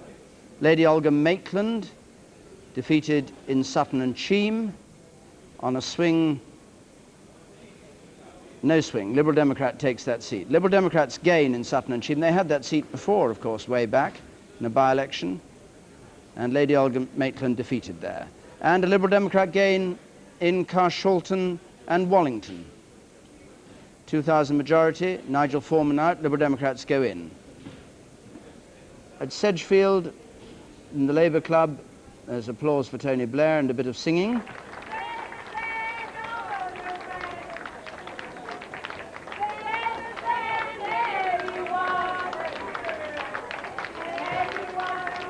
Rather thin singing, I think, there. Let's go back to the results. A Labour gain in Middlesbrough South and Cleveland East on an 11% swing. Ashok Kumar, who won it in a by-election, then lost it the general election to Michael Bates, wins it back. Gloucester, the seat that Labour made such a fuss about, which now seems to be just a minor seat in the mass of victories that Labour have scored. This is the one they went to at the very beginning, and they went to at the very end, saying it was the key seat for them, 58th in their target. It needed a swing of 4.36%, a paltry figure compared with the 11% they've actually got in Gloucester. Douglas French out, and Tessa Kingham takes the seat, a journalist, former teacher and Oxfam worker. Croydon Central is a Labour gain. David Congdon loses Croydon Central, swing of 15%. Geraint Davis takes it. Croydon North, a Labour gain. Malcolm Wicks takes that on a 19% swing. He had the seat before, wins it back. And the SNP gain in Tayside North. Bill Walker, staunch figure in the House of Commons from Scotland, Conservative, right-winger, and he's defeated there a Eurosceptic and Vice Chairman of the Scottish Conservative Party. Shrewsbury and Atcham, Labour gain. Seat taken by Paul Marsden, comes up from third place. Liberal Democrats were in second place, and they fall a little bit. Conservatives down, and a swing from Conservative to Labour of 11% in Shrewsbury and Atcham. So the picture of the United Kingdom is changing fast as we speak, isn't it, Peter? Tony Blair has simply transformed the landscape. Even when you go back to the last Labour government of 1974, that is what Harold Wilson achieved in the October 74 election. You see the crescent of red there, and quite a lot of dotted seats for Labour outside London, the home counties and so on. Now that changed, of course. By 1983, at the high watermark of Thatcherism, there were only 2 Labour seats outside London in the south of the whole of England. Look how blue that map was. Here's how it had changed. The Tories had come back. The Tories had completely swept to power, sweeping the Labour Party almost out of it, and the Liberal Democrats, true, did have 23 seats, but look how few other opposition seats there are there. Now, here we have the new pattern of colour on the country now. In 1997, it's completely transformed. I'm going to flash the changes since 1983 there, so that you can see how Labour's comeback has been so much more spectacular than simply to return to October 74. This is Labour's best result ever. We've seen nothing like this in British history. And the Liberal Democrats, too, the best results since the 1930s, but Labour here with absolutely record-breaking success all over the country, in the home counties, in Surrey, down to the south coast there. The Midlands and the North almost entirely red, and of course Scotland now a huge Labour stronghold with only 1 Tory seat visible up there in the northeast. David. Thanks, Peter. Well, Emma Udwin is at Cambridgeshire North West, and I gather Dr. Brian Mawhinney, chairman of the party, has gone to ground rather. Well, yes. His own result isn't expected for a long time, but Dr. Mawhinney is in the building. We understand he's spending a lot of time on the phone. He's talked to Central Office and spoken to John Major this evening, I understand, but it is being made clear to us he isn't going to want to talk to the media probably this evening. Now, obviously, among his own friends, there's a deep concern that he's going to be made the scapegoat for these extraordinary results that we're seeing. And they're saying that that would be very unfair, because one thing that has been clear throughout the campaign is that he has not had sole control of the campaign strategy. He's been chairing meetings at Conservative Central Office with Viscount Cranborne from Number 10 and the Deputy Prime Minister, Michael Heseltine, there, and he's had to share the responsibility with them, and therefore his friends say he must share the blame with them as well. And there has been one really distinctive thing about the way he's run the campaign, which is that he's impressed on Central Office that they have to run a campaign that the Prime Minister would be happy with. Now, what that's meant in practice is that where some people would have liked more direct, more personal attacks on Tony Blair, John Major wasn't happy with that, thought it was inappropriate to his personality and to his office as Prime Minister, and Dr. Mawhinney has backed him in that. Similarly, the Prime Minister has had his head over Europe. Now, some may say a different party chairman would have stood up to John Major and said, "I'm sorry, Prime Minister, this isn't working." But what his friends say is that when the aftermath is examined, people are going to have to look at the last 5 years, not just the last 5 weeks. But surely, Emma, this is not a campaign that's gone astray. This is something much deeper than that, a result on this scale. I mean, he'll be saved by that, won't he? That, you know, no campaign could prevent a complete wipeout of a party. Well, exactly. I mean, I think what his friends are saying is you're going to have to look a lot further back. You're going to have to look at the divisions, as we've heard many people mentioning on this programme. You're going to have to look at the way the party is handling the issue of Europe. But the fact of the matter is the party of the chairman has ultimate responsibility for a campaign, and that's something that Dr. Mawhinney accepted right at the outset. Goes with the territory, as one of his friends said to me today. Emma, thanks very much indeed. Let's go to Brent North, where, judging by his face, Dr. Rhodes Boyson has lost his seat.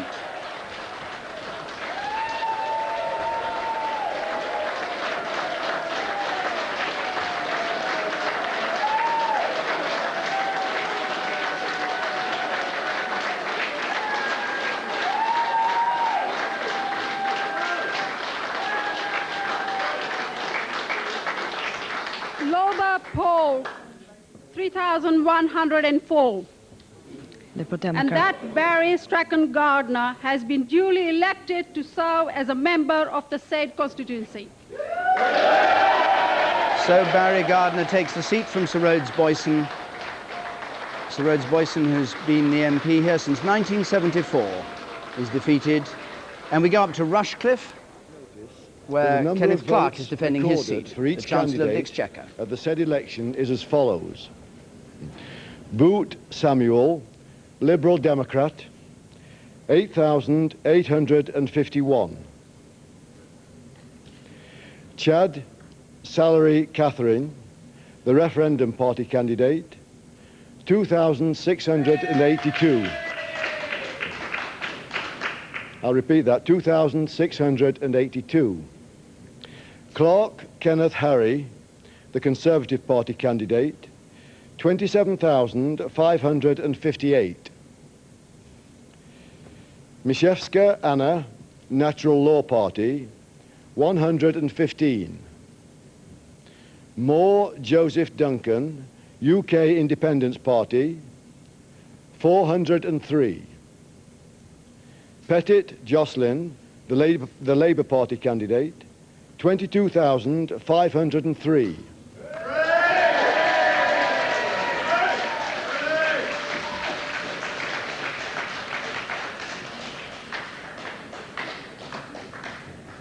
And I do hereby declare, I'll repeat that, and I do hereby declare that the said Kenneth Harry Clark is duly elected Member of Parliament for the said constituency. Thank you. Kenneth Clark holds his seat, his majority way down, a swing against him of 11%. 11.5, we showed as 12. Well, Mr. Returning Officer, ladies and gentlemen, firstly, I'm very grateful to the people of Rushcliffe for returning me to represent them again, which is a privilege I've had for 27 years, and I look forward to representing all of them to the best of my ability for another Parliament, which looks set to go well into the next century. For 18 of those years, I've had the pleasure of serving in government in many posts as a much reshuffled career. I'm extremely proud of what we've achieved in that 18 years, and I believe we can look back on a period of office in which we have transformed this country to make it a much more successful, self-confident and proud state. And I trust in the national interest that those who are now going to take responsibility for our affairs take good care of them and achieve success themselves. I particularly hope that in terms of jobs and prosperity and growth of the economy, we do well. I also hope we continue to improve the quality of our public services and demonstrate to the world that the quality of life in this country is one of the finest that you can find anywhere, and I hope they enhance what we have achieved over our period of office. On this occasion, when we are... Edinburgh West, we have the declaration here. Edinburgh West, Lord James Douglas Hamilton for the Conservatives has been defeated here. The Liberal Democrats have taken the seat.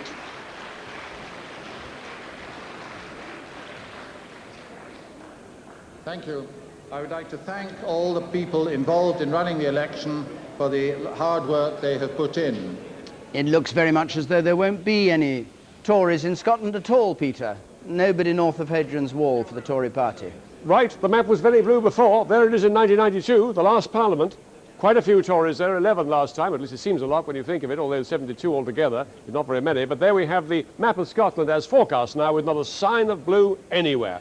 The SNP taking seats from the Tories, the Labour Party taking seats from the Tories. We reckon it's 56 Labour. The 50 they had before was the highest ever in history. Now they're on 56. They almost get all the seats in Scotland. Up 6. Liberal Democrats up 2. The SNP 6 up 9. The Tories down 11. So here we have the story of Scotland then over the last 40 years or so. Anthony Eden with 36 of Scotland's MPs, roughly half of them. Going down to Margaret Thatcher, 10, the lowest ever up to now. John Major, 11 last time. And now the Tories with no MPs in Scotland at all. Records being created everywhere. Just look at this. There's the Duke of Wellington with the lowest Conservative vote in history, 29.4% up to now. 1832, the Duke of Wellington led his party to defeat just after the Great Reform Bill. Ted Heath was the worst this century with 36.7% of the vote in October 1974. And here we have John Major now with 32.1%. A little bit better than the Duke of Wellington, but still worse than people like the Earl of Derby in the mid-50s in the last century. David. But the Scottish Tories should vote for devolution, and at least they'll get a presence in the Edinburgh Parliament, having been wiped out in Westminster. Wiped out in the Westminster Indeed. Parliament. With some share of the vote in Scotland, they would get some MPs in the what's their Edinburgh share? What's their actual share of the vote in Scotland? Very low, at about 17%. Yeah, so it would give, under PR, it would give them a seat. Of course. Let's join Jane Frankie in Scotland. Jane. Well, I think there's as much as shock here as there is elsewhere, David, because these have been major scalps, major shocks.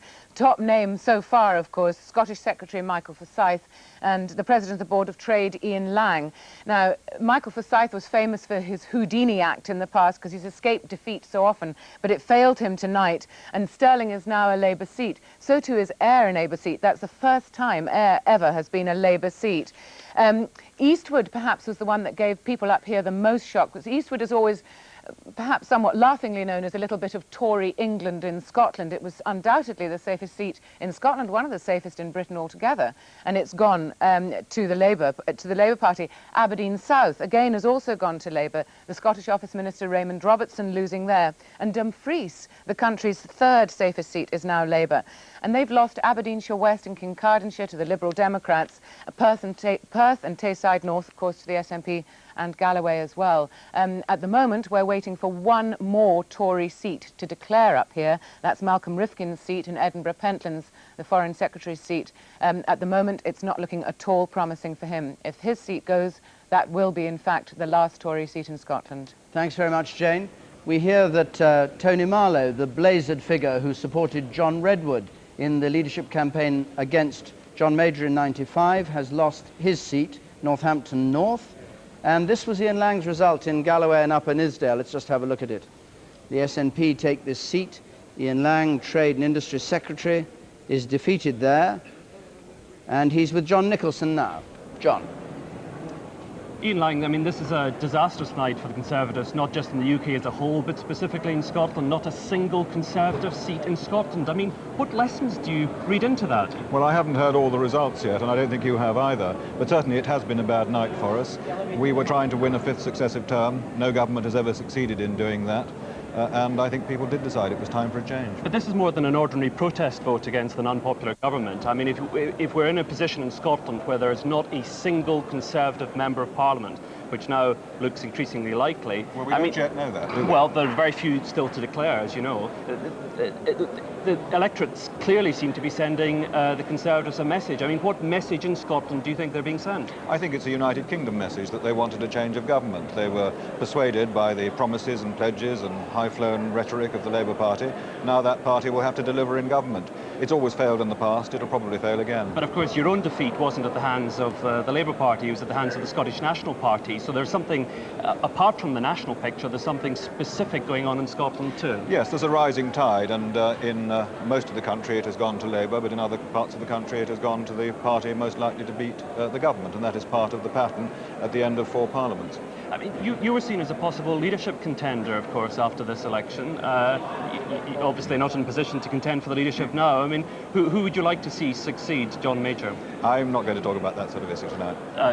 Would you have run had you still been in Parliament? I'm not going to talk about that either. That's a hypothesis okay, on top of another let's hypothesis. go to Mitcham and Morden, where we have the result of Dame Angela Rumbold's contest. 27,000. Linda Miller, BNP, 521. Siobhan Angela McDonough for Rumbold, Labour has Conservative taken Party, the seat, and Dame Angela Rumbold has been defeated. Vice Chairman of the party. Krishna Basan, 144. Thomas Walsh, Green Party, 415. And I do hereby declare that Siobhan McDonough is duly elected Member of Parliament for the Mitcham and Morden. So Dame Angela Rumbold is defeated. Now we get the declaration from Tatton. Ladies Martin and Bell gentlemen, on the left there in we white. have the result now for the Tatton constituency. Neil Hamilton defending for the Conservatives. I, Brian Longden, being the acting returning officer, and this, of course, the great of a contest between the man in the white suit and the man with the cloud hanging over his head of accusations of improper conduct in the House of Commons. The number of votes recorded for each candidate Sir Gordon Downey, rather, still to report on this. Follows. Martin Bell, Independent, 29,300.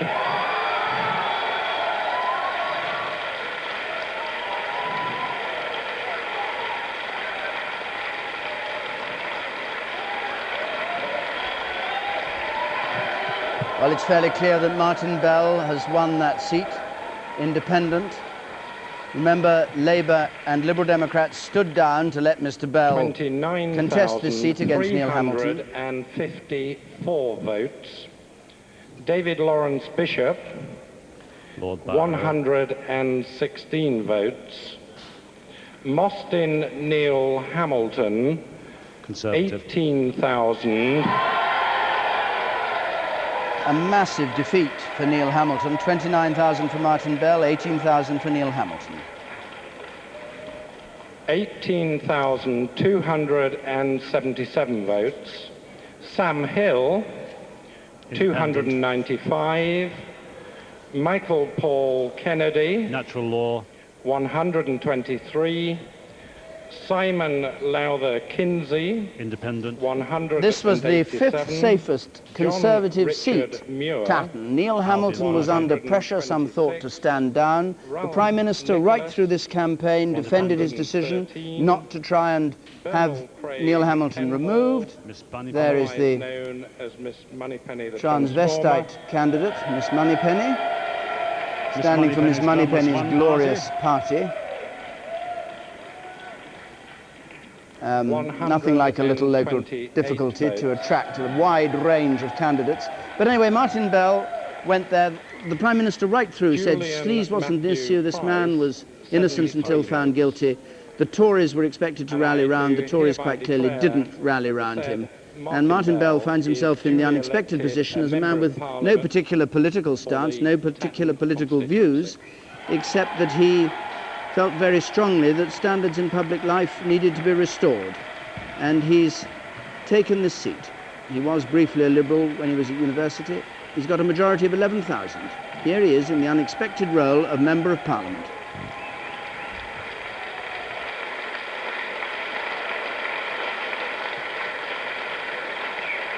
Ladies and gentlemen, Mr. Longden, I believe this is a proud moment for the people of Tatton, though I have to say a rather humbling one for me. I did not do this, you did it. It was not my victory, it was your victory, though maybe there was a time when I received the endorsement of Sir Alec Guinness that I knew the force was with us. I believe you have lit a beacon which will shed light in some dark corners and illuminate the Mother of Parliaments itself. It is a strong signal to the rest of the country which will be heeded. My thanks go to the returning officer and his staff, to the police, of course to my own staff, Kate Jones, my publisher and agent, Melissa, my daughter and spin doctor, Nigel Bateson, my former cameraman and close friend, to Kate Edgley, Dave Geen and many others. What you have accomplished here has been to me some kind of a political miracle. I shall be and shall remain independent. I shall take no party whip. I shall serve for one term only. I am deeply grateful to all of you, and may I just repeat for the last time a couple of lines from G.K. Chesterton that I used during the campaign. Smile at us, pay us, pass us, but do not quite forget that we are the people of England, and we have not spoken yet. You have spoken tonight magnificently, and I thank you from the bottom of my heart.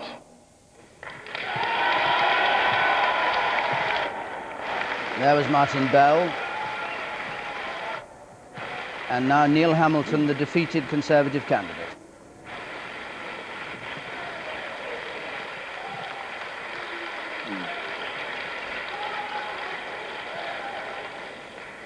Mr. Longden, ladies and gentlemen, first of all, I would like to thank you, Mr. Longden, for the exemplary way in which you customarily have carried out your functions this evening, and to the police and all those who have been responsible for maintaining the security of this building to enable this democratic process to be carried out to the full, and to all those who have been responsible for counting the votes and delivering them here this evening. I have been proud to represent the Tatton constituency for the last 14 years, and of course am devastated at the result here this evening. I know it will come as a great disappointment to all those who have worked so hard to attempt to elect me for the 4th time as the Member of Parliament for this constituency. Edinburgh Pentlands now, where Malcolm Rifkind is in difficulty. Foreign Secretary. Linda Margaret Clark, Scottish Labour Party, 19,675.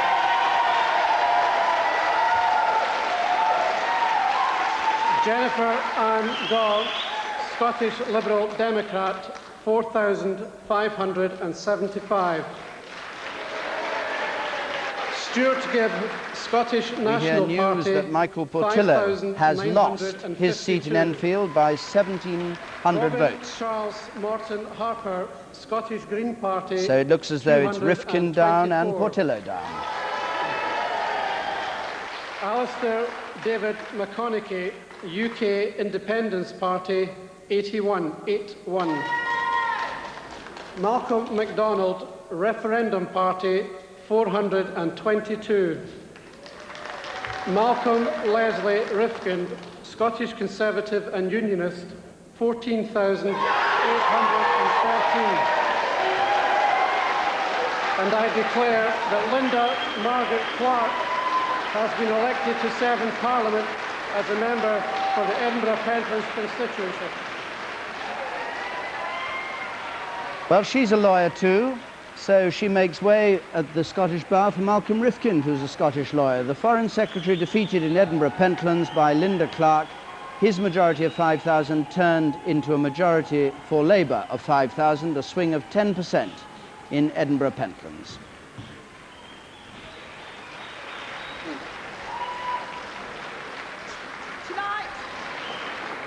Tonight is a historic occasion. Democracy in action is awesome. Today at the polling station, I met by chance an old lady who was almost blind and she was crippled, but she was determined to vote. And I'm so pleased that so many people all over Britain have voted today. I thank the voters in Pentlands in particular for voting, and for so many of them voting for me.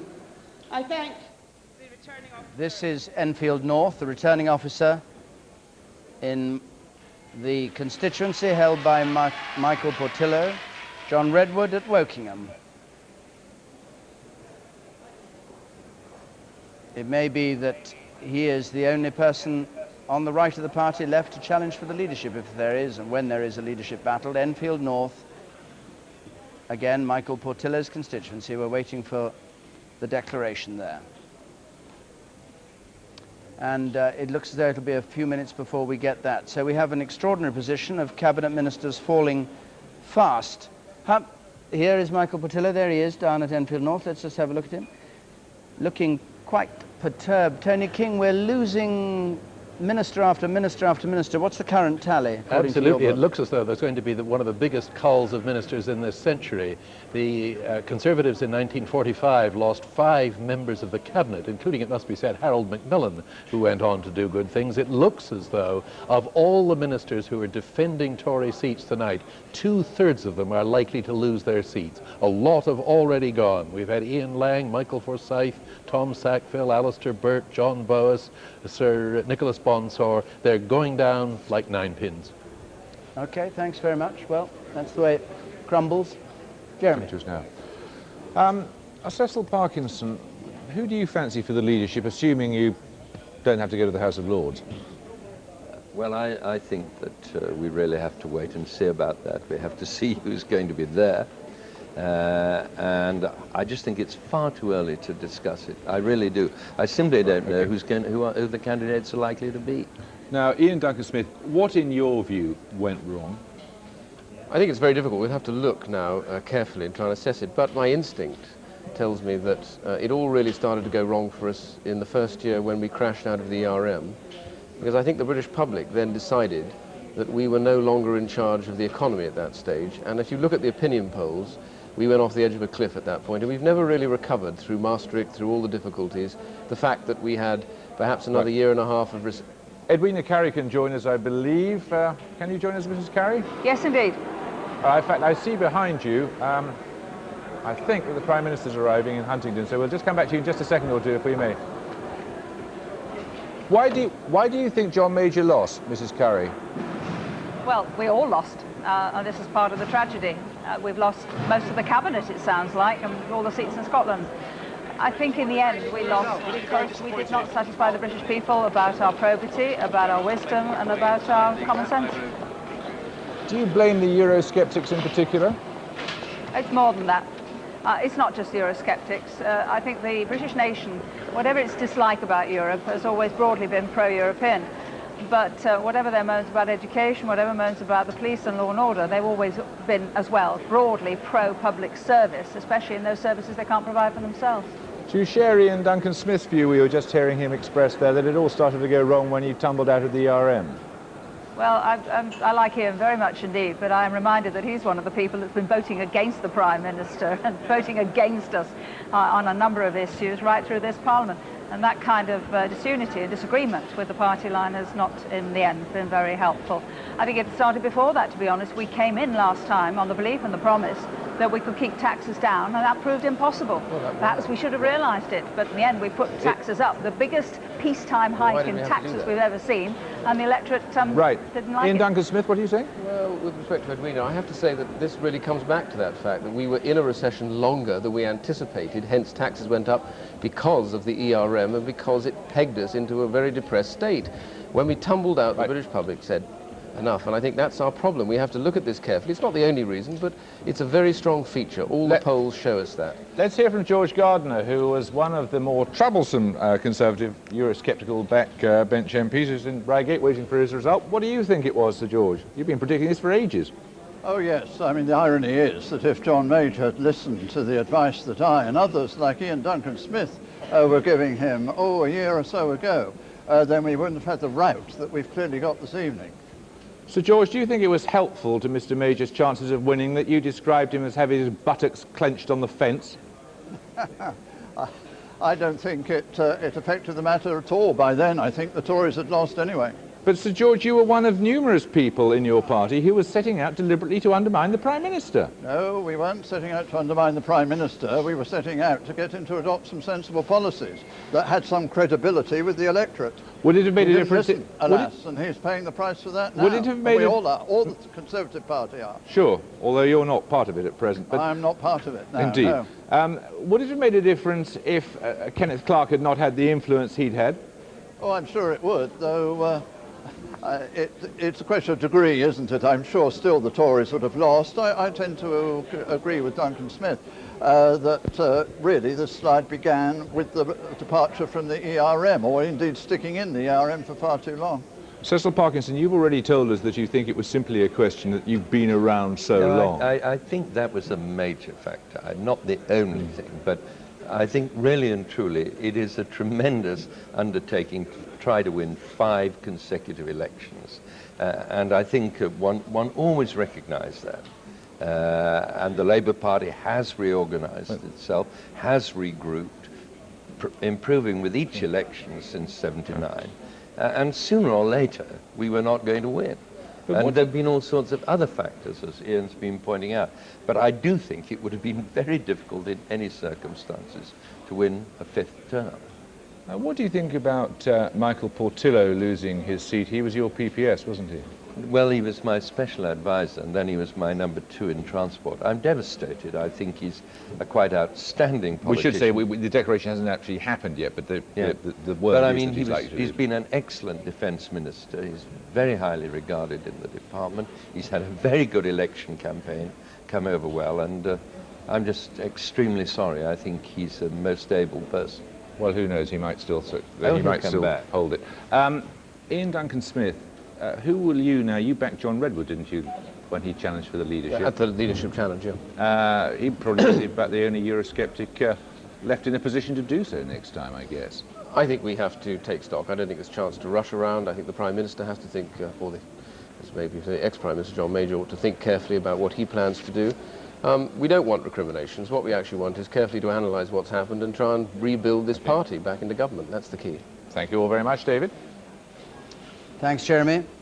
Well, John Redwood is having an emotional night, rushing around on the telephone and listening to all these results and no doubt waiting to see what happens to his potential rival for the leadership, Michael Portillo. He was there at his count in Wokingham, where he's been constantly on the telephone and being congratulated, looking rather moved, by his wife, Gail. So, we've had other results in which we should look at. Perhaps the most striking, Mrs. Thatcher's old seat, Finchley, taken by Labour. John Marshall defeated on a swing of 15%.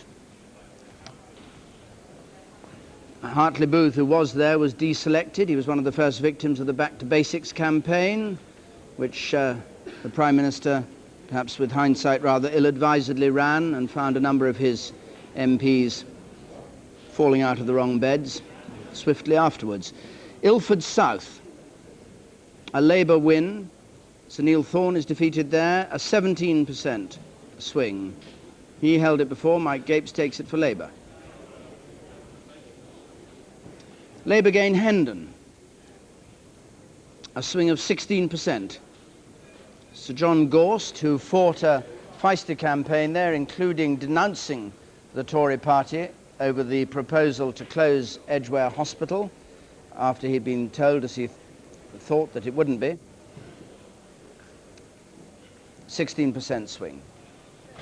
So the scoreboard now stands at Labour 299 up 77, the Conservatives on 39, that's up down 97, and the Liberal Democrats on 24, up 16.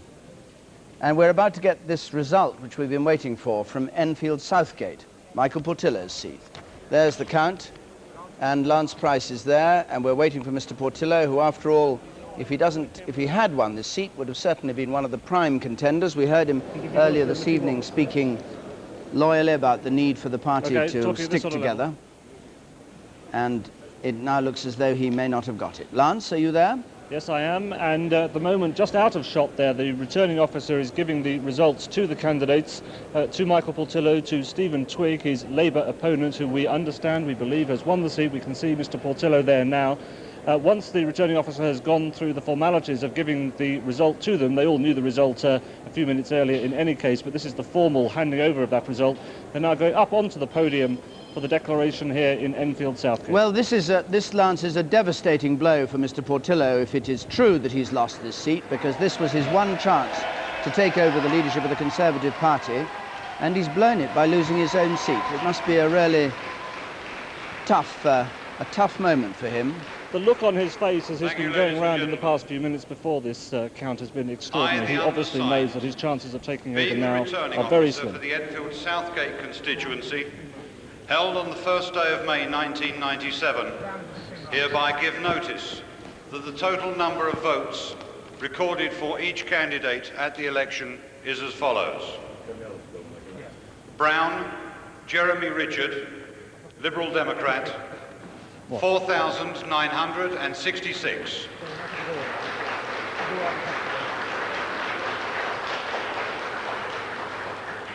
Luard, Nicholas Lammett, Referendum Party, 1,342.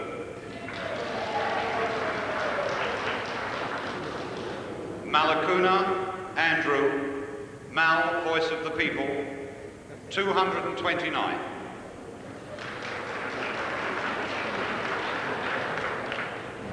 Portillo, Michael Denzil Xavier. Thank you, members. Conservative Party, 19,137.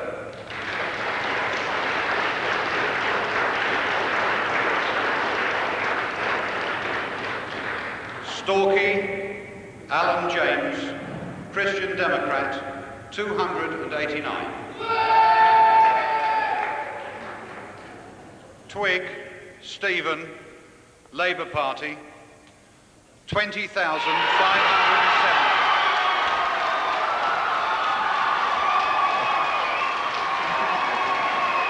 Well, look at the face of Gillian Shepherd listening to these results coming through, watching the screen. And John Redwood in Wokingham. Michael Portillo has lost the seat. Labour celebrates at the Festival Hall as the Thatcher favourite, one of the bastards in the cabinet, as John Major called him. who was accused of plotting last time for the leadership, is defeated by young Stephen Twigg. Duly elected Member of Parliament for the constituency. And Michael Portillo has a swing of 17.5% against him. He took this seat in a by-election just after 83, took a seat in a by-election, which is not that easy to do when the Conservatives were in power, and has lost it at the general election on a swing of nearly 17.5%. So that ends one challenger for the leadership of the Conservative Party. The Defence Secretary is out. And to say that this result, along with result after result across the country, demonstrates that there is no longer such a thing as a no-go area for the Labour Party.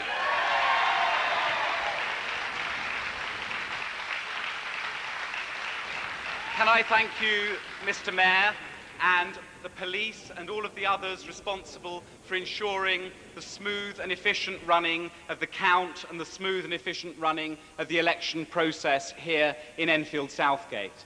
Can I thank all of the other candidates? We've had a good campaign here, we've had no dirty tricks here, we've had an honest, open debate in the Enfield Southgate constituency, and that's welcome. And can I finally, but most importantly, thank two groups of people. First of all, my agent, Tony Watts, and the rest of the campaign team in Enfield Southgate, and those Labour supporters and members who came from outside Southgate to help, particularly over the last few weeks. And secondly, and most importantly of all, the 20,000 people who voted Labour in Southgate, those who voted Labour consistently through the difficult years as well as now through the good years for Labour, their loyalty and consistency has been repaid with this result. Thousands of first-time voters, thousands of people switching from other parties, especially the Conservatives, and certainly hundreds of Liberal Democrats who put aside their national preference, voted tactically for Labour to ensure a non-Conservative victory. I pay tribute to all of them, and I will serve as the Member of Parliament for all of them, and indeed for all of the people who didn't vote for me as well. It's a good night for Labour, it's a good night for the country. You've all been here a long time, so you probably don't want to hear much more from me. We've got a long night to celebrate and the weekend as well, but thanks a lot.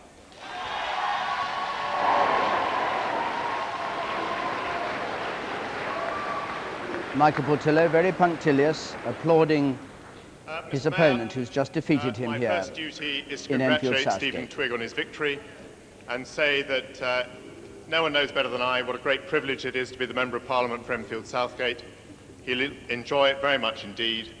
I think he'll be a very good Member of Parliament, and I wish him well with it. We're obviously also going to have a new government.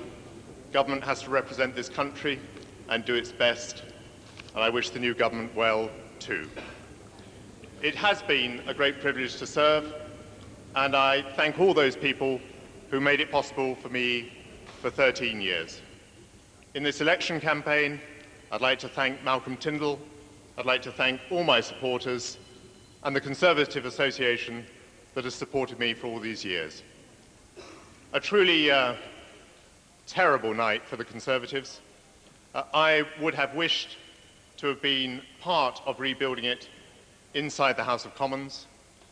I can't now do that, but I would like to do whatever I can from the wings to help rebuild a great party which has a great future.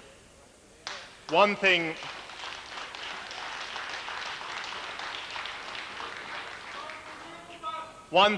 alone I will not miss, and that's all the questions about the leadership. Thank you very much. Michael Portillo there, saying it's a terrible night for the Conservatives. At any rate, he doesn't have to answer questions about the leadership because he has been defeated and is out of the House of Commons. We're joined now by Gillian Shepherd, I hope, from Norfolk South West, the Education Secretary. Mrs. Shepherd, are you in trouble in your constituency? Well, they've only just started to count the votes, but given tonight's swings, anything could happen. So you might well be defeated as well? Who could say? What do you make of the results so far? Well, clearly, as Michael Portillo said, it's an enormously disappointing night for the government, for the Conservative Party. It's a particular blow that Michael has so narrowly lost his seat. He will be enormously missed, and I so admired the typically graceful and elegant and indeed generous way in which he just spoke. Of course, he will be back. Do you have any idea why you've suffered this devastating defeat?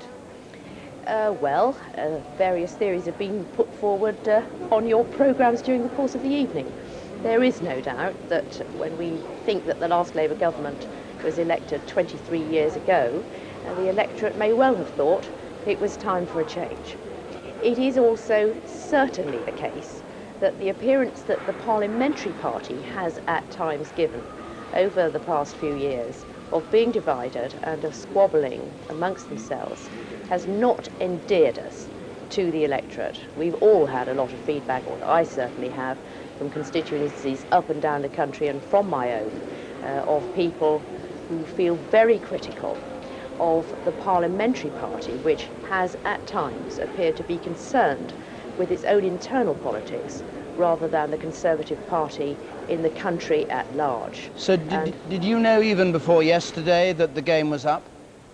No, I think most people would have said, and it was certainly what I found, that the reception on the doorsteps was uniformly positive and pleasant. However, clearly what we were all doing was merely sampling opinion, and it is indeed a big night for the Labour Party and a big night for the government of this country. Thank you very much, Mrs. Shepherd. Thank you. And we'll hear your result. When do you expect your result to come through? Oh, many hours to come. Many hours? Oh, many hours. What, tomorrow yes. morning? I shouldn't worry about it if I were you. No, we'll be watching very, very closely. Thank you very much. Jeremy. Okay, bye. David. Margaret Hodge, Stephen Twigg, who unseated Michael Portillo, you're not going to pretend you expected him to do that? No, I don't think we didn't expect him to do so. I know him very well. He was my researcher until he very recently took up the secretaryship of the Fabian Society. And in fact, it was a condition of his taking the job at the Fabian Society that he wouldn't then stand for Parliament. We knew he had this seat that he was going for, but at that point it seemed most unlikely that he'd win it. It just shows the extent of the Conservative defeat. Okay, sloganising apart and point scoring apart, what is your explanation for what's happening tonight?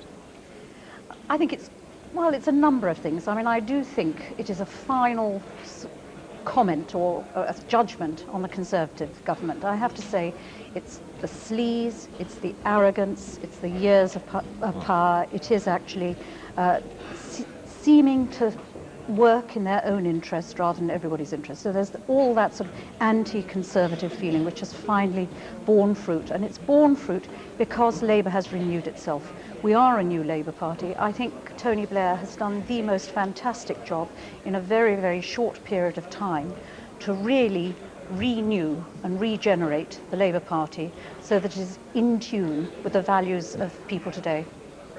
Ian Duncan Smith, you're a neighbour of Michael Portillo. Does any of that ring any kind of chord with you at all? Because the discussion among Conservatives we've been having here so far has been all about you losing it rather than Labour winning it. Yeah, I think that in Michael's case there were some demographic changes, so there were some other problems, but nobody expected Michael to lose his seat. I must also say that nothing befits him so well as the manner of his passing. I thought the speech he made was gracious and showed great character, and I know he'll be back.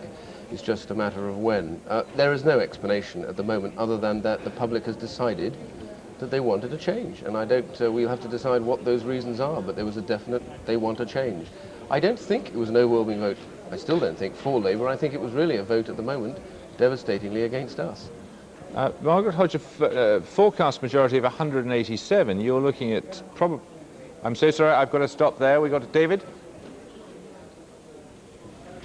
Jeremy, thank you very much. We go to Stevenage. Pro-Life Alliance, 196. You've got a result from Stevenage. 196. Coalcraft, Andrew Brinley Michael, Natural Law Party, 110. 110. Coburn, Geoffrey Michael, the Referendum Party candidate, 1,194. 1194. Follett, Daphne Barbara, the Labour Party candidate, 28,440. A huge outburst of support for Barbara Follett as she takes Stevenage from the Conservatives.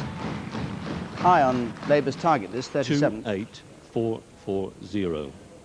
Wilcock, Alexander Ian Cameron, Liberal Democrat, 4,588. 4588.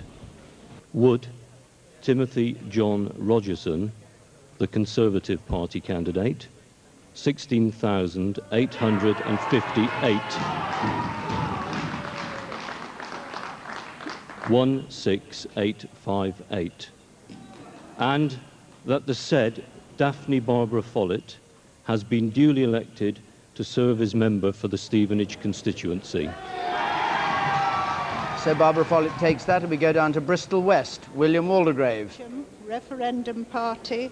And at this point, we can say Labour has an overall majority, the 330 it needs.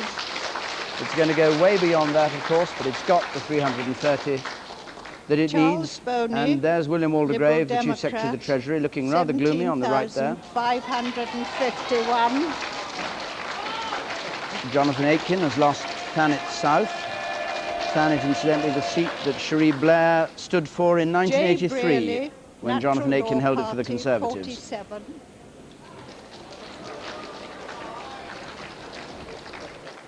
Valerie Davey, Labour Party, 22,000.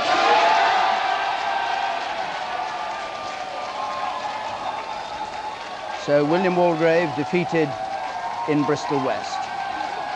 His majority of 9,000 overturned.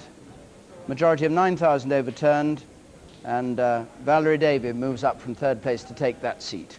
So we now have Labour heading for a vast majority. They've just passed the 330 mark, which gives them the certainty of being in government, but it's going to be much bigger than that, isn't it, Peter? Here's how Tony Blair has changed the history of the country for the last 2 decades. 1979, Mrs. Thatcher beat Jim Callaghan. Miss David? Now there's the Piccadilly Circus flashing on the screen there, the Labour victory. And it'd be nice to see if there are any crowds there watching that, but perhaps there aren't. But John Major in Huntingdon, hearing that result and knowing that all is up, he's at his count in Huntingdon.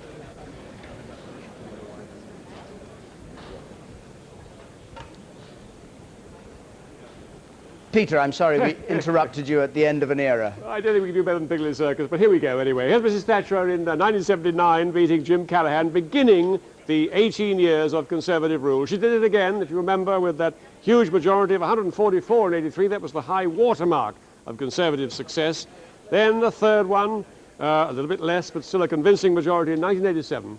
Then John Major, to many people's surprise, won the election of 1992, the last one, with a majority of 21. And now, that's all changed. The era of Conservative rule is over.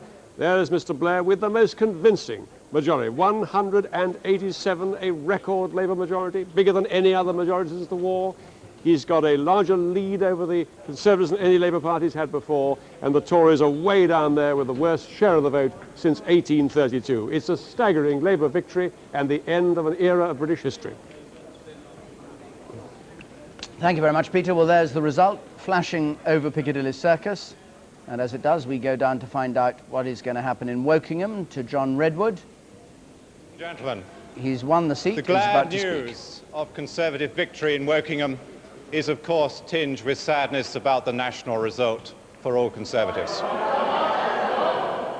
I am delighted that half of the electors of this constituency have put their trust again in me in the ballot box today. I will work hard on their behalf and on behalf of all my constituents, whatever they voted in this election. And I promise to all those constituents that I will faithfully perform my duties to the best of my abilities in the interests of the whole constituency. I would tonight like to thank all the returning officers' staff for the excellent work they've done. making sure that the local authority ballots don't get mixed up with the parliamentary, and coming to such an excellent answer when they came to their counted conclusion. I would like to thank all the security staff and all the staff involved in this leisure centre for making it available tonight for this important night of our local democracy. I would like to pay a tribute to all the candidates in this election. I think we had a decent battle over the major issues. I certainly enjoyed putting the case across. I certainly enjoyed listening to what people had to say. And yes, we do need better schools. Yes, we do need to modernise our local hospital. And yes, we do need to make sure that Britain gets a good deal in Europe. Those were the messages from the doorsteps. Those are the messages I have clearly understood. Those are the messages that will carry me through this next parliamentary term. So thank you all. Thank you for an excellent result and an excellent contest. And I look forward to the next 5 years, making sure that Wokingham has a strong and good voice in the House of Commons. John Redwood speaking at his count, and it does now look as though there are going to be no Tory MPs outside England. It's one Welsh seat they might hold, but we think they've lost it, which is Brecon and Radnor. That means there will be no Conservatives at all in Wales or in Scotland. Jeremy. David, well, I'm joined now from his count by Michael Portillo, who's just lost his seat there. When you were here at the start of this programme, Mr. Portillo, you didn't look like a man who knew he was going to lose, did you? I didn't know it, but I thought it was possible. Why? Because there was obviously a very big swing underway. And now, what do you attribute that to?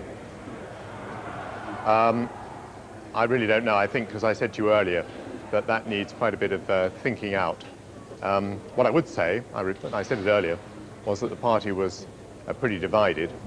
And what I say now, for the first time I can speak without anyone suspecting me of having leadership ambitions or speaking to further my own ambitions. I can now say that I plead with the party not to fall into disunity and opposition, because that would be the way of staying there. Do you regret that you didn't stand for the leadership yourself? No, I don't actually. I thought John Major was the right man to carry the leadership of the party. And now it's come to what we see today.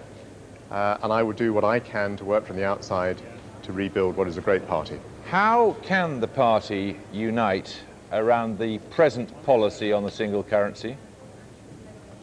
Well, I'm now a man outside the House of Commons, so I don't have to bother with questions like that. I thought you just told the people at your declaration that you were going to work in any capacity you could to further the party. Jeremy, I'm taking an evening off.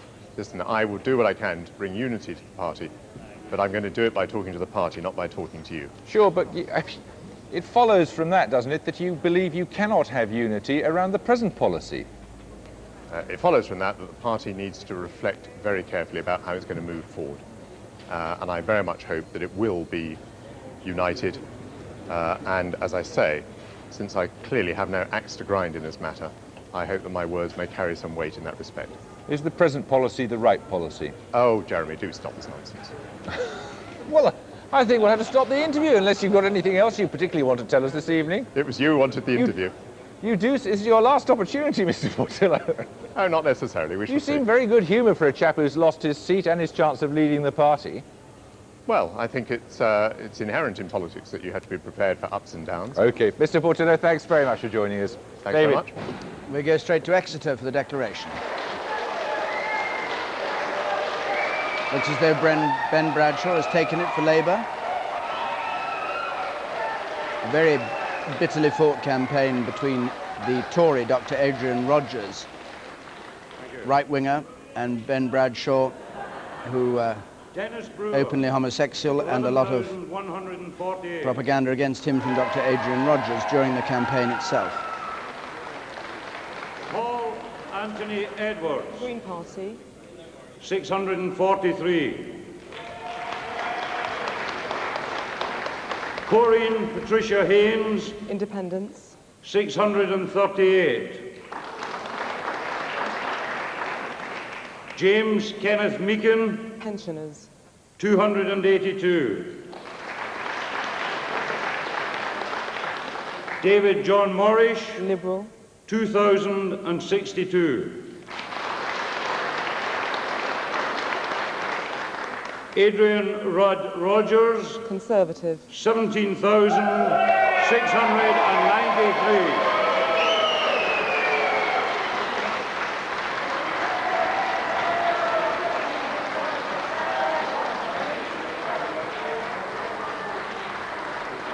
And that Benjamin Peter James Bradshaw has been duly elected to serve as Member of Parliament for this constituency. So this is the seat that was held by the Tories by Sir John Hannam, and he's been defeated. He shakes hands even with the Conservative who made such bitter attacks on him. They both shake hands, slightly unexpected moment that. The swing of 12% from Conservative to Labour, and Ben Bradshaw, former BBC reporter, becomes an MP. Historic night for Britain. It's a doubly historic night for Exeter.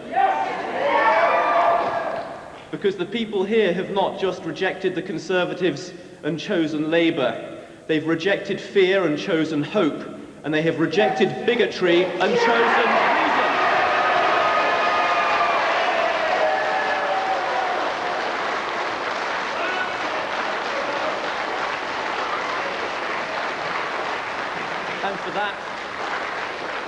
And for that, I want to thank them from the depths of my heart. I'd also like to thank the returning officer, all his polling station staff, the counters here in the hall, and the police. I'd like to thank the candidates from the Green Party, the Old Liberal Party, the UK Independence Party, and the Pensioners Party for their clean and honourable campaign.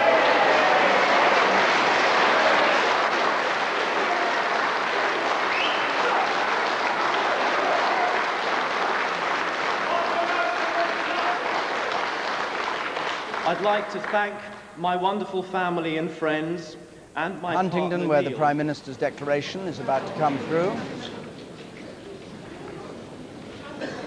The very safe Conservative seat. It used to be the safest, but Alan Clark in Kensington and Chelsea now has the safest Conservative seat.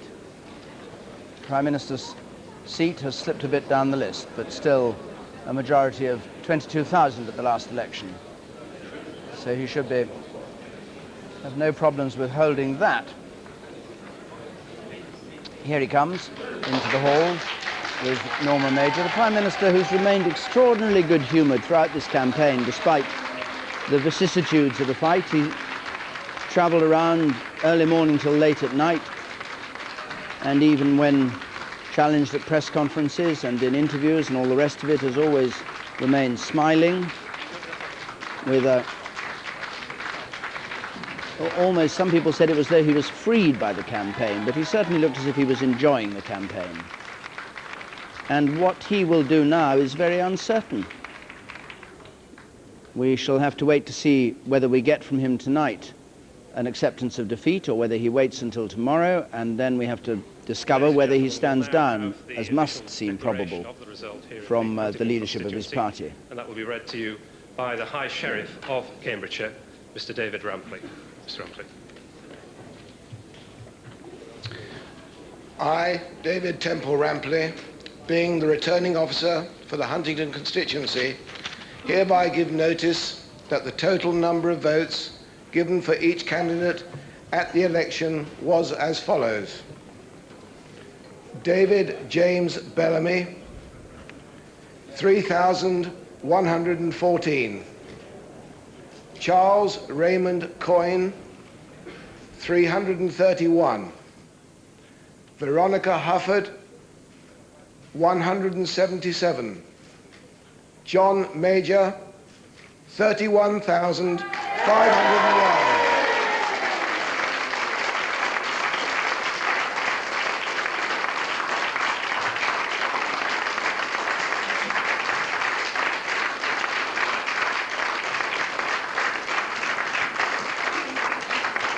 Matthew James Owen, 8,390. Jason Rees, 13,361. Duncan John Robertson, 89. And that John Major has been duly elected to serve as a member for the Huntingdon constituency.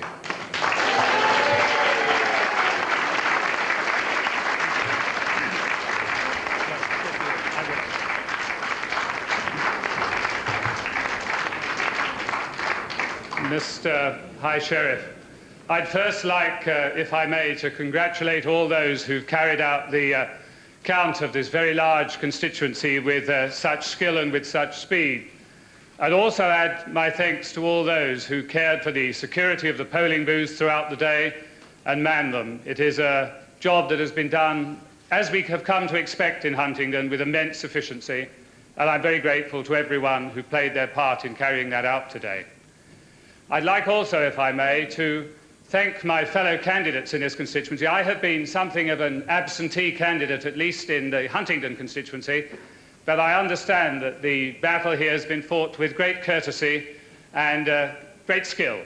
And I congratulate all those who played a part in the campaign. I'm sure they will look forward to their future campaigns.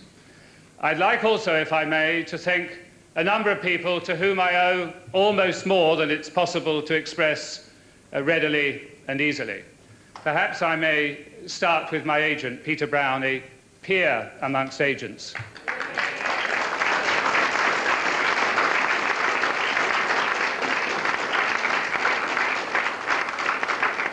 Not only my agent, but a very old and dear friend, and I'm very grateful to him for all he has done, not just during this campaign, but during recent years when he's perhaps had to undertake many burdens that perhaps would not normally have fallen upon the shoulders of anyone's agent.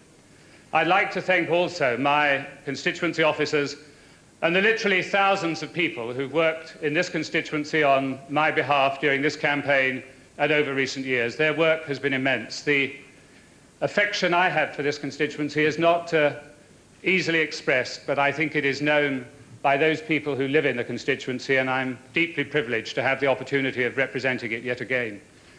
Huntingdonshire has only had 2 members of Parliament since 1945. I have just been elected for the 5th time in this constituency, and I look forward with the same pleasure at serving my constituents in the future as I have found in doing so in the past.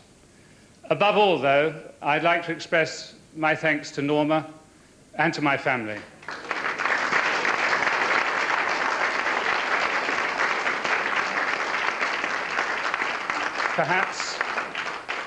Perhaps these thanks are most appropriately expressed in private, but I think most people who have known Norma, most people who have seen her, will realize that not only has she graced this constituency for 18 years, I think she has graced a much larger stage in recent years, and my debt to her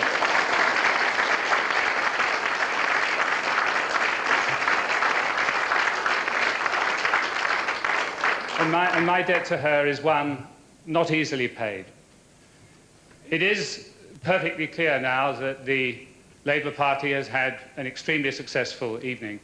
I telephoned Mr. Blair a little over an hour ago to congratulate him on his success and to wish him every good fortune in the great responsibilities that he will have in the years that lie ahead.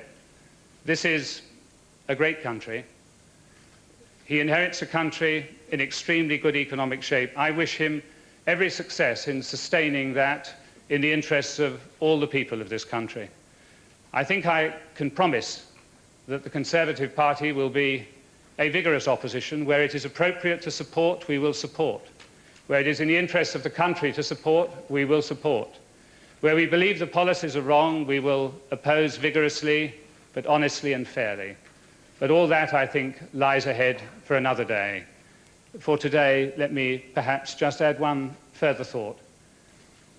Elections always have winners, and they always have losers. It is a very great occasion to win an election, a very great occasion to be elected to Parliament.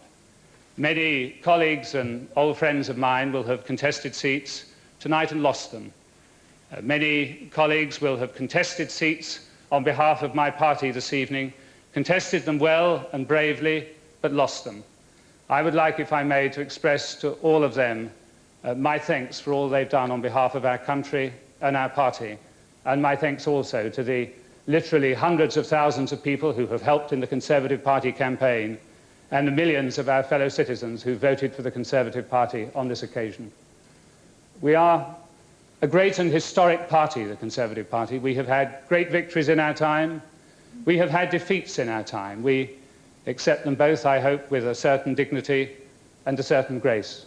Tonight, we have been comprehensively defeated. We will listen to the voice of the electorate. We will consider what has been said to us. I think we must reflect upon it. I know that we will. And I know when we have reflected, we will begin to prepare once again for that day in the future, I hope not too far distant, when my party may once again return to government in the service of this country. Thank you.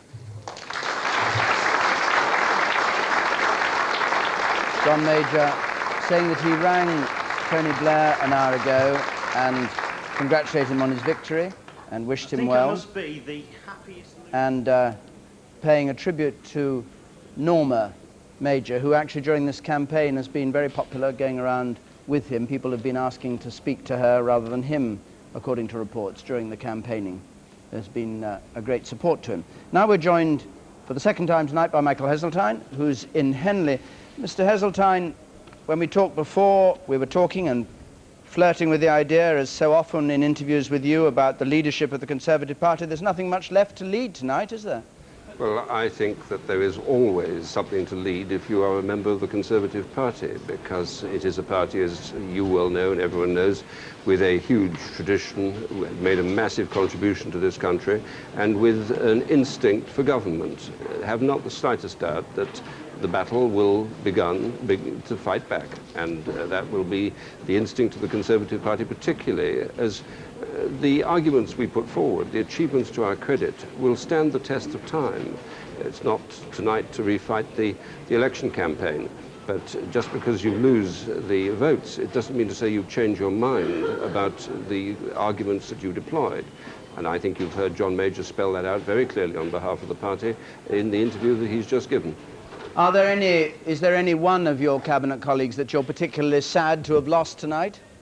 Well, it's a shattering situation to see people like Michael Portillo and Malcolm Rifkin and Ian Lang and Michael Forsyth, just to name the names immediately that come to mind, who have served this country, the government of which they're a member, the Conservative Party, in such a remarkably skilled and dedicated way, lose their seats. One is quite devastated by what has happened there. But I think there's just one other thought. They'll be back. But what do you say to those Tories who remain, the 160-odd that are going to be in the House of Commons, and to your supporters around the country, about what happens now? Is it going to be led by somebody like yourself, who can bring the party back together again, or thinks they can? Well, I think that it will be led by John Major. And, you really? Yes, I do. I think. You don't think he's going to stand down? I don't see any indication of that. And I believe that in the interview he gave, he was giving you certainly the impression I got that conversations would take place, discussions and analysis, in which he was intending to play a full part, and I'm sure that everybody would welcome that. What is your reaction to the defeat of Neil Hamilton in Tatton? Well, I think that that's best left for the history books. Why do you say that?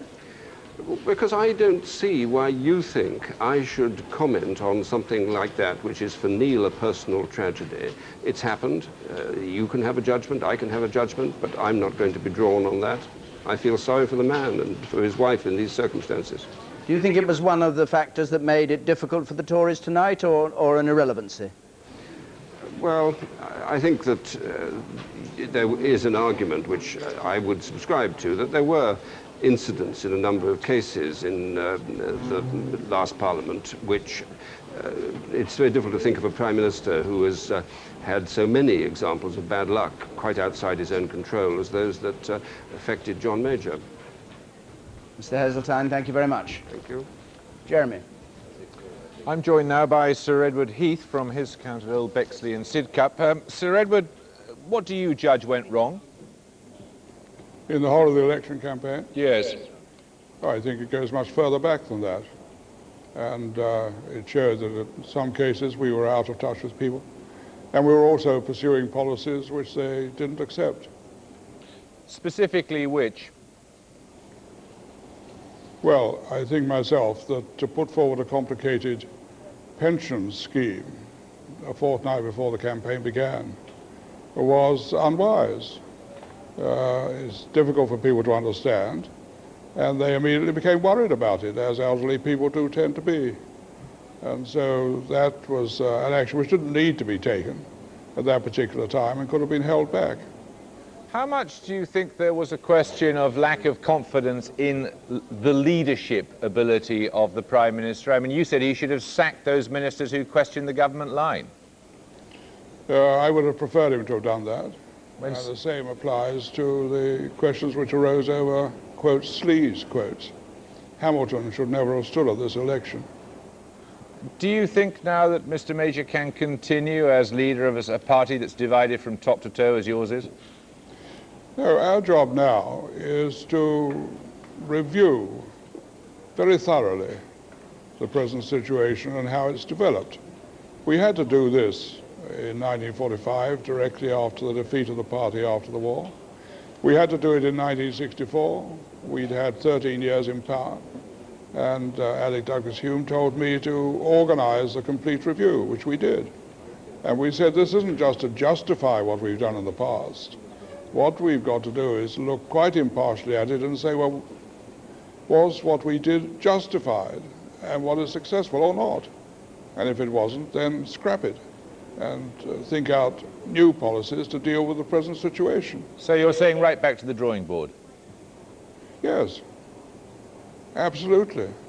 That doesn't mean to say that you will scrap everything which we've had in the past, but you will analyze it very carefully and decide whether it's right to continue with it. Sir Edward, thank you very much. David. Well, Peter, perhaps we should have a look now at how Labour is doing. They've almost scored every hit they needed, haven't they? And more. Well, I think one or two exceptions, but the devastating thing about this Labour victory is the way they've hit so effectively in the areas that they needed to do it in. I mean, up in the Scottish and the North areas and the Wales and so on, the swing has been nothing like as big as it has been down in this devastatingly important area to them in the south, where all those Tory marginals are. 14%. I mean, it's a record-breaking swing by any standard since the war. 14% swing in the south and in London, 11% there in places like the Midlands. And the result of that is that when we look at our targets and we see how well Tony Blair's party's aim has been, it is absolutely devastating, particularly in these clusters down here. Still a few results to come. Let me just lose the ones that haven't yet been declared. You can see there, these are the safer, these were the safer Tory seats, so seats like Portsmouth North here, and for example Dumfries in Scotland, and these ones like the Vale of Glamorgan were very unsafe, very small Tory majority before. Now as we fly around, watch the hits here clocking up in the little hit box. The first one we're going for is Plymouth Sutton, then Exeter, you can see just beyond it there. There goes Exeter. Here comes Portsmouth North, the most difficult of those targets to hit. You can just see Simon Hughes surviving in the middle of London, but surrounded by those great skyscrapers of red in London. So one Liberal Democrat survives, but otherwise just devastation everywhere, and huge Labour majorities building up where those powerful Tory majorities were before. Stirling in Scotland, Michael Forsyth's seat going up there, the last one. And you can see there that, yes, the Welsh nationalists have survived in Ceredigion, and also Simon Hughes, of course, in London. But otherwise, it's going to be 98 hits on that target and 2 misses only. David. Thanks, Peter. Not all Tory ministers have taken the plunge tonight or walked the plank. Folkestone and Hythe, for instance, Michael Howard, with a split opposition from Liberal Democrats and Labour, held on there, 20,000 for him, 14,000 for the Liberal Democrats. John Aspinall, incidentally, the zookeeper, who's the referendum candidate there, doing rather well, getting 8% of the vote in Folkestone and Hythe, but the Home Secretary holds it, 6,000 majority. Not quite yet the former Home Secretary. Hitchin and Harpenden, Peter Lilly, Secretary of State for Social Security. He gets a very big swing against him, but it's a safe seat. 15% swing against Peter Lilly, but he holds on to the seat. Fergus Walsh is in Charnwood, Stephen Dorrell's seat. We haven't yet had his declaration, but Fergus, what's your impression of how he's reacting to the news, first of all, of the disappearance of one or two of the potential rivals, and second, what kind of party it is there left to lead? Well, sources very close to Mr. Dorrell are saying there should be a leadership election in July, that Mr. Major should carry on for the moment, signal his intention to stand down, but hold on to give time to regroup, to give time for people to discuss what went wrong. There are Tory party rules which say that after a general election there should be, if there is a leadership election, not before 3 months and not after 6 months. And sources close to Mr. Dorrell say it would be within the spirit of that to hold a leadership election in July. Well, now, why do you think he wants that? Does he see that as an advantage to him and not to his rivals? Absolutely, because it would give him time to group his supporters together. Of course, Mr. Redwood's been out of the cabinet for some time now, so his bandwagon will roll pretty quickly. But Mr. Dorrell is saying also, or Mr. Dorrell's sources rather, are saying that what we need to do is analyse here what went wrong, why the message went so badly wrong on the doorstep. And Mr. Dorrell's sources are saying that there were really 3 major factors that went wrong here. First, the time for a change. Nothing really they could do about that. Secondly, continuing hurt from the recession. And thirdly, the mixed-up message on Europe. Fergus, thanks very much indeed. We just have heard that the Prime Minister is going to Buckingham Palace at 11:30 in the morning. Our cameras will be there. We'll be following it, of course, to hand in his resignation. And Tony Blair will follow within the half hour or so. By midday, we shall have a new Prime Minister. Anne Perkins is at John Redwood's count and has been talking to him. Let's hear from John Redwood, who won his seat in Wokingham. Well, I'm joined now by John Redwood, whose swing against whom was only 6%, a good deal less than the national average. But you said 2 years ago, no change, no chance nationally. Do you think you've been proved right? Well, I take no comfort in that. I was worried 2 years ago that we would not win the next general election, and I did think then changes were necessary. But I'm just very pleased that the voters of Wokingham have backed me again for another parliament. I'm very pleased that about half of them did support me. Obviously disappointed I've lost the support of some of them, and I will just work very hard over the next 5 years to try and win them over. You've also lost an awful lot of your friends in Parliament. An awful lot of people have gone. Why? Why is this result so bad for the Conservatives? Well, it is a very sad night indeed for the Conservative Party. And yes, I'm very upset for a lot of my friends in Parliament who served their constituents very well, who with their colleagues have worked very hard in this election campaign and will no longer be able to serve in the next Parliament. I don't think it's time yet for explanations. Tonight is about results. It's about finding out who has won and who has lost. But you must have a gut instinct about what was wrong with the way the campaign was being fought. Well, I want to look at the overall results in the light of morning and think what would be right to say.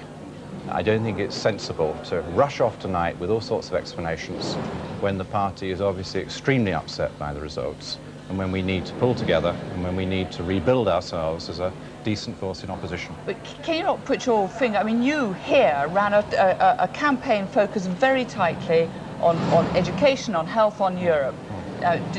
Surely you could say whether or not you feel those were the issues that should have been hit nationally. Well, they were right for my campaign here, because we do seem to have had less severe a swing against us. And we did feel that people were very interested in those 3 big issues, health, education and Europe, and that on health and education they needed reassuring that we were going to spend enough in the future, that we had been making changes for the better. And on Europe, they wanted reassuring that we were not going to take them into a federal superstate. With a Blair-led government, it will now be most important for Conservatives to make sure that Mr. Blair does not give away powers to govern this country that we will need in the future. Do you think John Major can survive this result? I'm not commenting on anything like that. John Major is the leader of the Conservative Party, and you should allow him time to consider what is best for the Conservative Party. Do you think leadership talk during the campaign damaged the campaigning effort? I have no further comments on the campaign. I'm just very pleased that in Wokingham people have backed me again, and I will work very hard over the next 5 years to earn their trust. Anne Perkins with John Redwood. And now it's time to hear again from our roving reporter at large, Frank Skinner. Hello, I'm at the Thursday night dance at Podsey Civic Hall in West Yorkshire. And look at this, Tony's Tipple. Yeah, for any Labour supporters who are here tonight. And there's a picture of Sarah Brighton for some strange reason. But there's the slogan on the side, look, Labour's coming home. Which is a clever slogan. I wonder where they got that idea. So I'm just going to ask a couple of dancers. Hello. Hello. Now, I don't know if you've heard the news, because you've been dancing all night, I imagine. Yes. Apparently Labour are doing quite well. Keep moving, it's all right, I can stick with you. Yes. Is that good news? Is it unfortunate? Very, for us. Right, so you voted Conservative, I take it. Right, okay. Well, it's not definite yet. I mean, you still, live in hope. So what do you think of Mr. Blair? He's okay, he's understood it's the problem. Right. Mr. Prescott. Oh yeah, you don't like him? I bloody don't. Can he not dance? Fun? I don't know if he can or not. I've noticed that neither manifesto mentioned come dancing, whether that was going to keep going or not. So that wasn't very good, was it? No. So basically, you're more Lionel Blair than Tony Blair, is that fair? No, no. Really, no. Okay, thanks. Nice to talk to you. Hello? Hello. You all right? Yes, thank now, you. I don't know if you've heard any news, but the prediction is that Labour might well get in tomorrow. Is that good news? No. It is for me. It Is for it? me. Oh, I'm it's a bit of a Conservative. split. Oh dear. Yeah. Are you married? No. We were. Oh right. Oh, you didn't split up over politics, I hope. Did you? No, no. Oh, No, couldn't we even didn't. agree on that. No, we didn't. No, we didn't. So, no. what do you think of Mr. Blair? I think he's a nice guy. I think he's a nice guy, nice enough guy and everything. But I don't think he'll make a good prime minister. No. He'd have made a good ballroom dancer, wouldn't he? Because he's got that fixed smile that ballroom dancer. You know it's that. very nice. It's very nice, cheeky.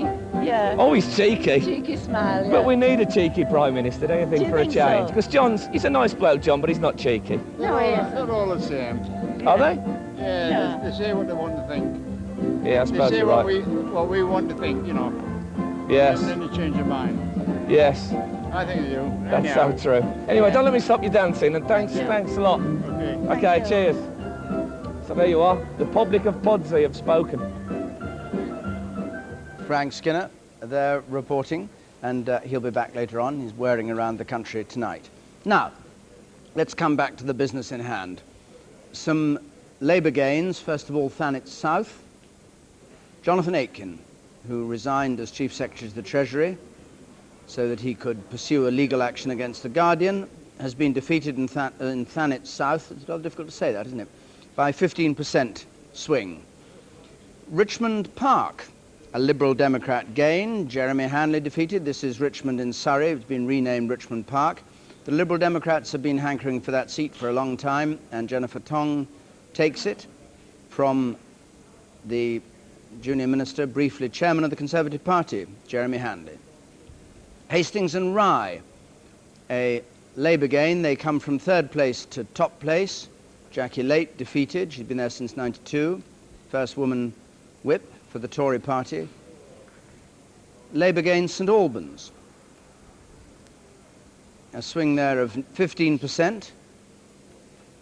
David Rutley defeated, and Kerry Pollard again coming up from third position, and Tory and Liberal Democrat fall one. So again, a good night for Labour in St Albans. The state of parties now, let's just have a look at that. Just coming up to 10 to 4, and we've had 505 results in, 373 Labour, well past the 330 seats they needed for an overall majority in the new House, up 123 so far. The Conservatives hanging way back on 90, down 146. The Liberal Democrats on 31, up 19, and they're doing well tonight. National Party's up 3, others up 1. And the forecast, based on those 506 results now, with 153 to come, a new House of 659 in all, a Labour majority of 187, the biggest ever Labour majority. It's hard to see how they're all going to fit onto the government benches in the House of Commons. Peter Snow will no doubt be demonstrating for us soon how difficult it will be. Conservatives are heading for the lowest seats total since 1906. Liberal Democrats predicted to achieve their best third-party results since 1929. Here are some of the key losers tonight. One of the people who hope to challenge for the leadership of the party, perhaps, Michael Portillo, the Defence Secretary, defeated. Malcolm Rifkin, the Foreign Secretary, out. Ian Lang, the Trade Secretary, defeated. Michael Forsyth, the Scottish Secretary. William Rawlgrave, Treasury Secretary. And Norman Lamont, former Chancellor of the Exchequer, having a stab at Harrogate, defeated. David Mellor in Putney, out. Jonathan Aitken, former Minister, out.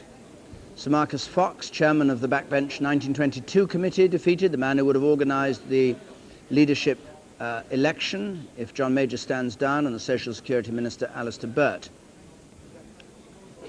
And a win for Martin Bell in Tatton. As independent, we'll be hearing from him in a moment. Tony Blair, the Labour leader. The support that's been given to us tonight has been given so that we can build one country, one nation, one society. And John Major, the Prime Minister, tonight we've been comprehensively defeated. We'll listen to the voice of the electorate and reflect on it. Michael Portillo said, "This is a truly terrible night for the Conservatives. I would have liked the chance to help rebuild the party." He being outside the House of Commons now and says he will do what he can from the wings. Kenneth Clarke, Chancellor of the Exchequer, "For us to fall into mutual recriminations would be folly. We've got to pick ourselves up and lose with dignity from a possible challenger for the leadership when that battle comes." And this is how the news came to us during the night. These are the highlights of a very dramatic turnaround in British politics, the most dramatic scenes we've seen certainly since the war.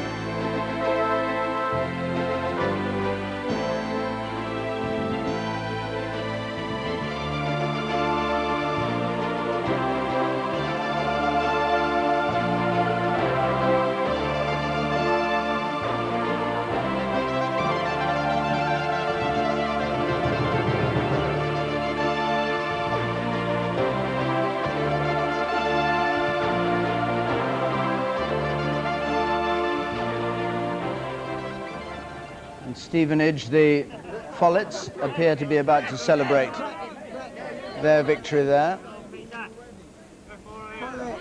with a Grand Prix size bottle of champagne which won't open. Well, there we are. I think the thing to do is shake it and just see if the cork will pop out.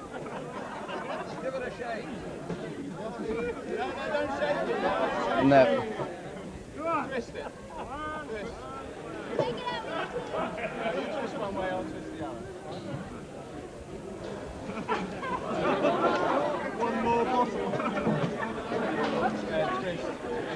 There's going to be the most terrible explosion in a moment. This is the agony of celebrating victory in Stevenage. This is the most interesting photo opportunity of the entire election campaign. Ken Follett there, the very successful writer. I think it's time to listen to a chorus of Things Can Only Get Better from the Festival Hall and leave them to their fate in Stevenage. They'll obviously be better off with orange juice. Dee Ream playing the song that they played right through the campaign that drove people on the campaign bus mad.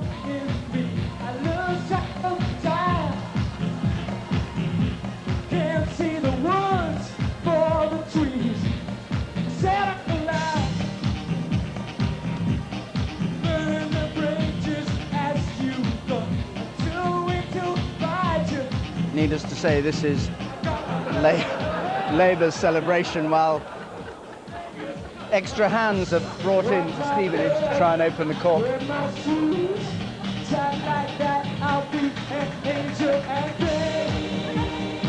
We'll keep you abreast of Stevenage as the night goes on.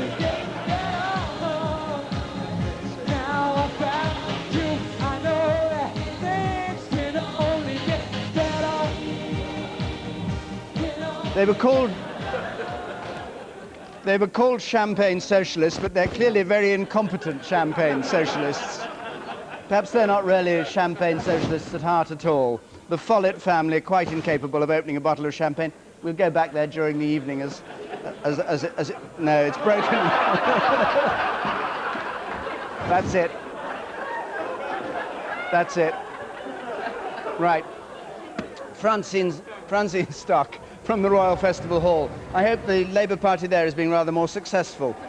There have been no problems whatsoever in opening the champagne bottles here, and it's flowing very freely. As you can hear behind me, things have definitely warmed up since we had that set from Dream, and there's a lot of dancing, a lot of singing, actors and actresses, people in the world of entertainment, all sorts of people piling in, and now the first of the heavyweights from the former Shadow Cabinet, now part of the government itself, Robin Cook is with me. Good evening. Good evening. Robin Cook. Nobody's going to call Ken and Barbara champagne socialist ever again after that performance. Never in your wildest kind of projections would you have imagined a majority this large? No, I mean, I did get into trouble for saying the word landslide 6 weeks ago. I guess I can use that word safely now, but none of us ever imagined that it was going to be on this scale. And I must say, I find myself both tremendously encouraged but moved by the trust which the British people have put in the new Labour Party. And we must now work hard to make sure we deliver on that trust. But no doubt about it, the biggest cheer of the evening here came when Mr. Mortillo lost his seat. I mean, it is a rejection vote as much as an endorsement of you. Oh, I think what happened tonight is a reflection of three things. First of all, the tremendous leadership of Tony Blair, who has shown the world that he can lead the Labour Party, and Britain now wants that leadership in charge number 10. Secondly, Labour fought on the issues that affect the lives of the real people out there: health service, education, jobs. And thirdly, yes, the country looked at the Tory party, they saw a divided party with a weak leader, and they recognised that such a party is not fit for government. So here you are with a much, much larger majority than expected. How is that going to affect the complexion of the future Labour government? Well, first of all, it is not going to affect the policies in which we fought this election and in which the people have given us a mandate. As Tony Blair has said, we will deliver on what we promise, and we will repay the trust of British people by sticking to our word. As to the future, of course, it will be very valuable to us to have what I think anybody's going to recognise as a working majority. Splendid. Okay, thank you. And we're back with us now. But is it surely not going to mean that you could be, will it mean you could be more radical? More radical? Well, Tony Blair has already said that in government we may be more radical than people think, but by that he meant that people had not fully grasped just how much our policies add up to. We are going to deliver a just society based on fairness. We are going to deliver an economy in which there's opportunity for the many, not privilege for the few. And we're going to deliver a renewed democracy which brings power back to people. That's a radical package, but it is a radical package in which we fought this election. Robin Cook, thank you. Thank you. Back to you, David. They finally, just to keep you up to date with this big event in Stevenage, they finally found a corkscrew and rather perilously opened the champagne bottle with that, and now they're celebrating the privilege of going back to the House of Commons with a huge majority, 423 seats we think Labour is going to have, a majority of 187, Barbara Follett there celebrating. So, Peter, I'm very worried about this House of Commons. How is Labour going to fit on the government benches? You're not half as worried as I am. I hope we're going to get the doors open. Having watched that scene in Stevenage, I hope we're going to get the doors of the House of Commons open. So just hold your breath while I try for it. Yes, we're all right. Now then, this is the opposition benches over here, David, and we're going to see John Major on those opposition benches with our latest forecast at 163, the fewest Conservative MPs we've seen since the beginning of the 20th century. Here is the Liberal Democrat score. Paddy Ashdown is going to have no fewer than 44 MPs under his command there. 29 others, of course, including Martin Bell. There's the winning post coming up now, the 330 line you have to cross. And here comes Tony Blair's Labour Party, spinning along through the winning post right the way past with 423 MPs. Now, of course, they won't all fit on that side. Some of them have to come round and sit on the opposition benches. They won't fit on the government side, all those 423. However, let's look at the majority you'll have anyway over all the opposition parties. There we are, 423 versus 236, a Labour majority of 187. Take you into Downing Street now and just look how that compares with previous records. Here we have our pictures on the stairs of former Prime Ministers. There's Clement Attlee back in 1945 with a majority of 146. Labour Prime Minister with the biggest majority so far. There's Margaret Thatcher with the biggest Tory majority so far, 144 in 83. And now here we have Tony Blair with a majority forecast, at this moment anyway, forecast 187. So just look how he sits compared to his predecessors. The biggest majority since the war by any party. David. Well, Peter, thanks very much. Robin Oakley, look, you sit there day in, day out watching the House of Commons and seeing the Tory party in the acute difficulty it was, ending up with a majority of -1. What happens when Labour goes in there with a majority of, what are we saying now, nearly 200, 187? Well, Labour will have their problems, of course. For example, on pushing through their legislation on devolution, so many of their English MPs are not really interested in all of that. They will have their troubles on Europe, just as the Conservatives have done, but not on anything like the same scale, because Europe on the Labour side, while there are some potential rebels on issues like the single currency, it doesn't have that same sort of gut quality that has upset the Tories so badly. They don't look on it, the problems with Europe in the same way on a basis of sovereignty.